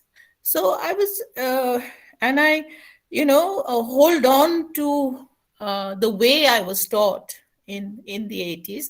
So I was just a little curious about this kind of contrast between the conceptual and the explanatory, because what I still remember from my classes is, I thought I learned how to apply that concept, how to understand the concept, the different contours of the concept. So, for example, even if we were doing the thought of a thinker like Machiavelli and not looking at a particular concept, but when we did things like what are the commonalities between the prince and the discourses, so that carefulness with the concept, I thought was something I took away and tried to hold on to from CPS. So, so this contrast, I was a little, I'm not so sure about that. And even when the other contrast, that whether we think about, we think about the thought of a thinker rather than looking at just the concept of rights or liberty. So is that, I mean, are they just two so very different ways of doing political theory? Just that. Thank you, Shefali. Somebody else? Yeah, can I ask something, Professor Chandhoke? I'm Papia. Okay, I would like to say, Professor Bhargava, I think, your modesty is remarkable. But at the same time, I think you underestimated your teaching. Because just like Shefali, I could actually, connect the normative with the conceptual and with the explanatory very, very well in your classes. You might not have consciously, done it. Maybe it was a very subconscious thing. And if that is there, I think, the way you taught us Sartre, the way you taught us Rawls, I still, come up with, not just the theoretical bit, but also conceptualizing it and connecting it with the Indian ground realities, and not only the present realities or the past realities, but also how to further it. So I would say that I learned about intuitionism and things like that, the way we reflected upon, and the way you brought into class with so many examples from our lived experiences. So I had really learned in that sense. Another point which I would like to say is that I think you, as well as Professor Mahajan, you both taught us about subaltern school, which was emerging in the 1980s. Although I was not a student in the 1980s, I joined CPS in the very late 1990s, from 97 onwards. And I remember the way, you brought to class the notion of secularism just post, the Nandi Madan debate. I really found that, exciting, refreshing, and it was a kind of a revisitation, the way you would bring up, the French. Thank you, Papia. Sorry. Yeah, Can so we that's have about two it. more Thank you. questions? Papia, sorry, I want to give the last 15 minutes to the speakers, 5 each, to respond. So, Aftab, please. Aftab, you've raised a hand. Yes, this is not a question but an observation, because at present I am working in Department of Political Science, AMU, and I did my graduation from Aligarh itself. And when I went to JNU and joined CPS in 93, and I was in 93-95 batch, JNU was a great, very important forum. Particularly, personally speaking, it did a radical transformation for me. For a person who was hearing 5 times, yeah, Allah Akbar, and then entering into JNU and hearing the Jalado Mitado, and it was a new dream which was instilled in our mind. And the kind of world which we were inheriting at that time, which Aditya Nigam sir has talked about, like Mandal and Kamandal, but he also ignored the aspects of economic reforms which were in offing, and the kind of alliance politics which was reaching its crescendo, and frequent regime changes. The kind of understanding we developed in our classes, and the kind of but one thing that, okay, more concern was with theoretical aspects, even in Indian politics. CP Bhamri sir, late CP Bhamri sir. Aftab, can you wind up? There's another hand. Very Okay. small, very small. He talked about, he gave certain presentation on theoretical dimensions of understanding of Indian politics, which greatly helped. But as far as the research methodology classes are concerned, it was a very strict disciplinarian teacher like S.N. Jha, and Gurpreet Mahajan also taught us at MA level, and S.N. Jha MPhil level. But Can I you think wrap the up now? micro level research were ignored at that time. Thank you, ma'am. Vijaya Bharti, Yeah. 3 minutes, Uh, please. hello. I Yes. have a certain doubt. What Professor Chandhoke raised this question, that how can somebody distinguish between concepts and what is happening at the grassroots? Because when people understand things from concepts, because concepts create a space to understand certain spaces. I get So that. I'm not a student during 90s or. Though I think that it can't distinguish between concepts and Yes, I what is get the happening at point. the grassroots, because when I went to a field work, we understand it through these concepts. We see certain True, facts true, true. and very Vijaya, you're important. Yeah. perfectly right. I'm not So distinguishing. I'm very I'm skeptical sorry, to we are really short of time. Oh, Thank yeah, you. I've got your point. Any other yeah, questions? sure. No, ma'am, no, thank you. Any more? Anybody else? Valerian, can I persuade you to say something? You're muted.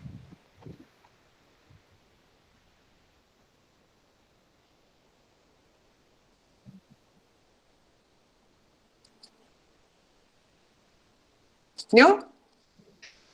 Okay, I turn to the 3 speakers. Shall we go reverse? Aditya, you begin, then Gurpreet and Rajeev.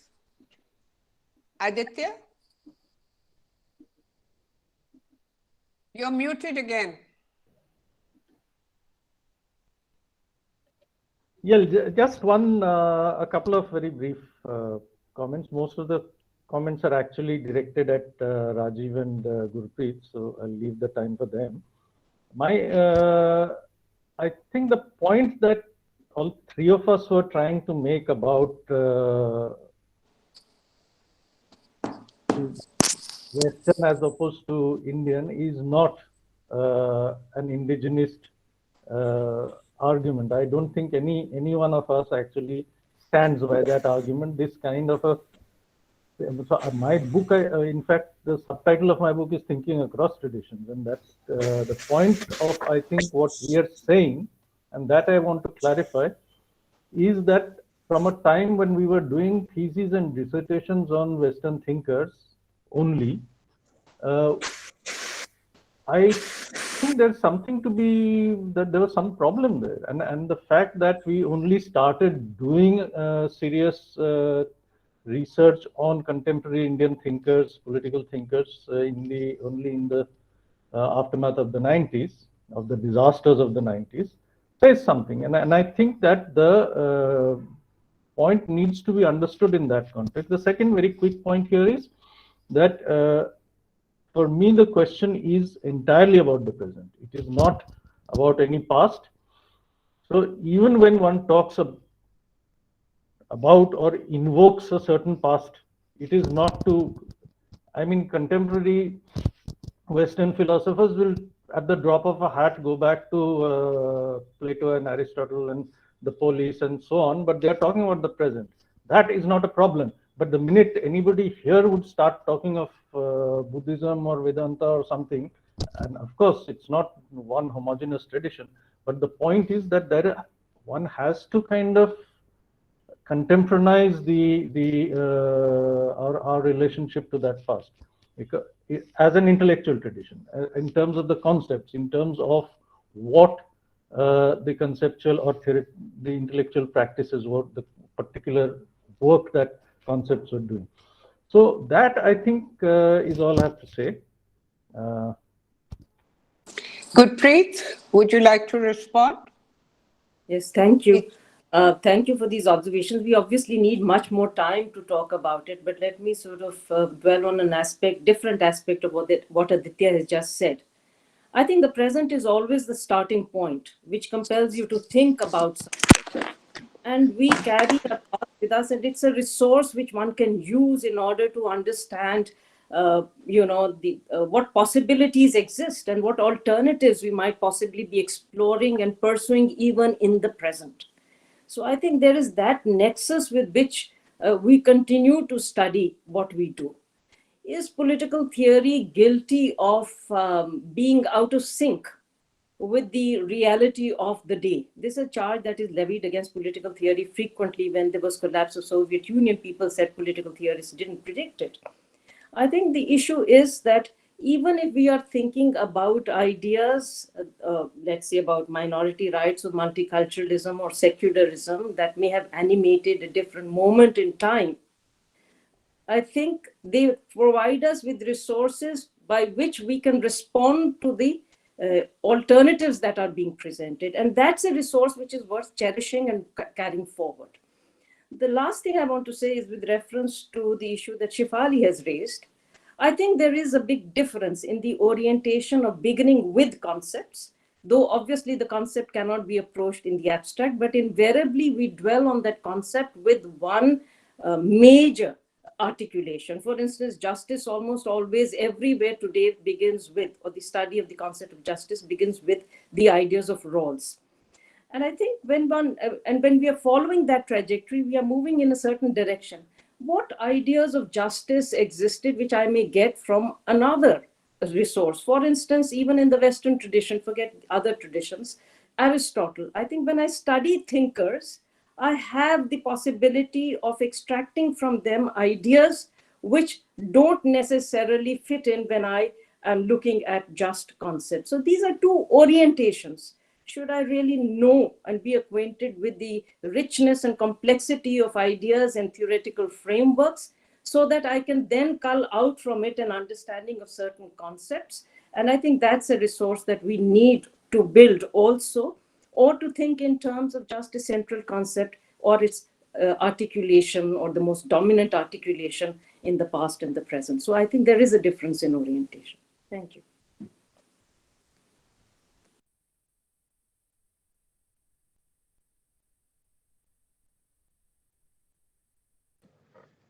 Professor Bhargav, you have to unmute yourself. I had unmuted myself, but I got muted by some external force. No, I said that I think Aditya and Gurpreet have already kind of answered the questions that were addressed to me. I don't think I can better the way they have articulated it. So I don't think I have very much to say. I'm very thankful to Shefali and Papia that they think that they learned from us, people who taught political theory in the early 80s, both to Shefali and later to Papia. I was actually only talking about larger kind of trends. It's, some of the things we were doing were exactly what you say you learned from. It's not that, and there isn't such a, obviously there isn't such a hard and fast dichotomy between studying thinkers and studying concepts. I mean, you can't study a thinker properly without really studying concepts. But I think Gurpreet has already answered this. If there is a certain, you enter, if you study concepts, you enter the whole field differently. You look at, what various thinkers have said about that concept. And sometimes you don't even have to bother about who said what. You just think about the concept and the world that it inhabits without bothering about who said what. And so I think we could have done that better, perhaps. But as I said, I just spoke about the 80s and the environment that we breathed. The students were exposed to much more than individual teachers were. We were sort of locked within what we taught. And I was talking about myself. I won't even speak about Sudipta, who was the other political theorist teaching at that time in the 80s. So I think the students got far more from CPS because they were exposed to everybody. And I was only saying that even though we were exposed to our colleagues, I just feel that we could have learned a little more from them at that time. It changed in the 90s. We all came together in the late 80s. 89, I would say, would be my threshold. And that's when I started to think about issues, and we were all together in it. So the 90s story would be very different. So, yeah, it's really a question of emphases. Our emphases, the way we thought about issues was a little different in the 80s than it was in the 90s. And I just wanted to draw attention to that. So, yeah, I'm proud to have been associated with JNU, with CPS, and I take great pride in some of the students who are not just my students, but also other students who have, I completely agree with Aditya that, no matter where I go, I also travel a lot within India. And no matter where I go, JNU people just stand out. And we may not, people have, these are, as I said, these are constitutional patriots. Even they may be in the government or outside the government. No matter what they're doing, there is a certain ethos that they embody, certain values that they have, which we desperately need today. So, yeah, I mean, this is a great institution. It's we we have to remember the past in order to think about the future. We cannot just think about the future by looking at what happened in 2000 and 19 or 18 or 16. I mean, we learn about the present by having a sense of how it has developed and where it is coming from. We cannot see certain things today because they're obscured by a whole variety of other things. And unless we get that historical perspective, we just won't know. We won't see many things. So I think this is a useful exercise. We were doing something, we're after all celebrating 50 years. How can we not talk about the early years? Okay. Thanks, everybody. Been wonderful. Thank you, Narendra. I think we come to a close. We've saved you about 3 minutes. So I'm sorry to everybody who got offended by my butting in and saying, please close your speech, but I think we have closed on time. Okay, thank you, everyone. Thank you, Neera, and nobody was offended, I can promise. Thank you. On behalf of all the other speakers. Thank you, sir. Thank you. Just in time. Problems over timekeeper. Yeah. I would now request Supriya, a fellow PhD candidate, to offer his vote of thanks for this session. On behalf of Supriya, to CPS, you. On behalf of CPS, I would like to thank the chair for the session, Professor Neera Chandhoke, and the speakers, Professor Rajeev Bhargava, Professor Gurpreet Mahajan, and Professor Aditya Nigam for sharing their insights and valuable experiences with us. Thanks also to Vipanshika, who is the report writer for this session. We now break for lunch and we'll resume again at 1:30.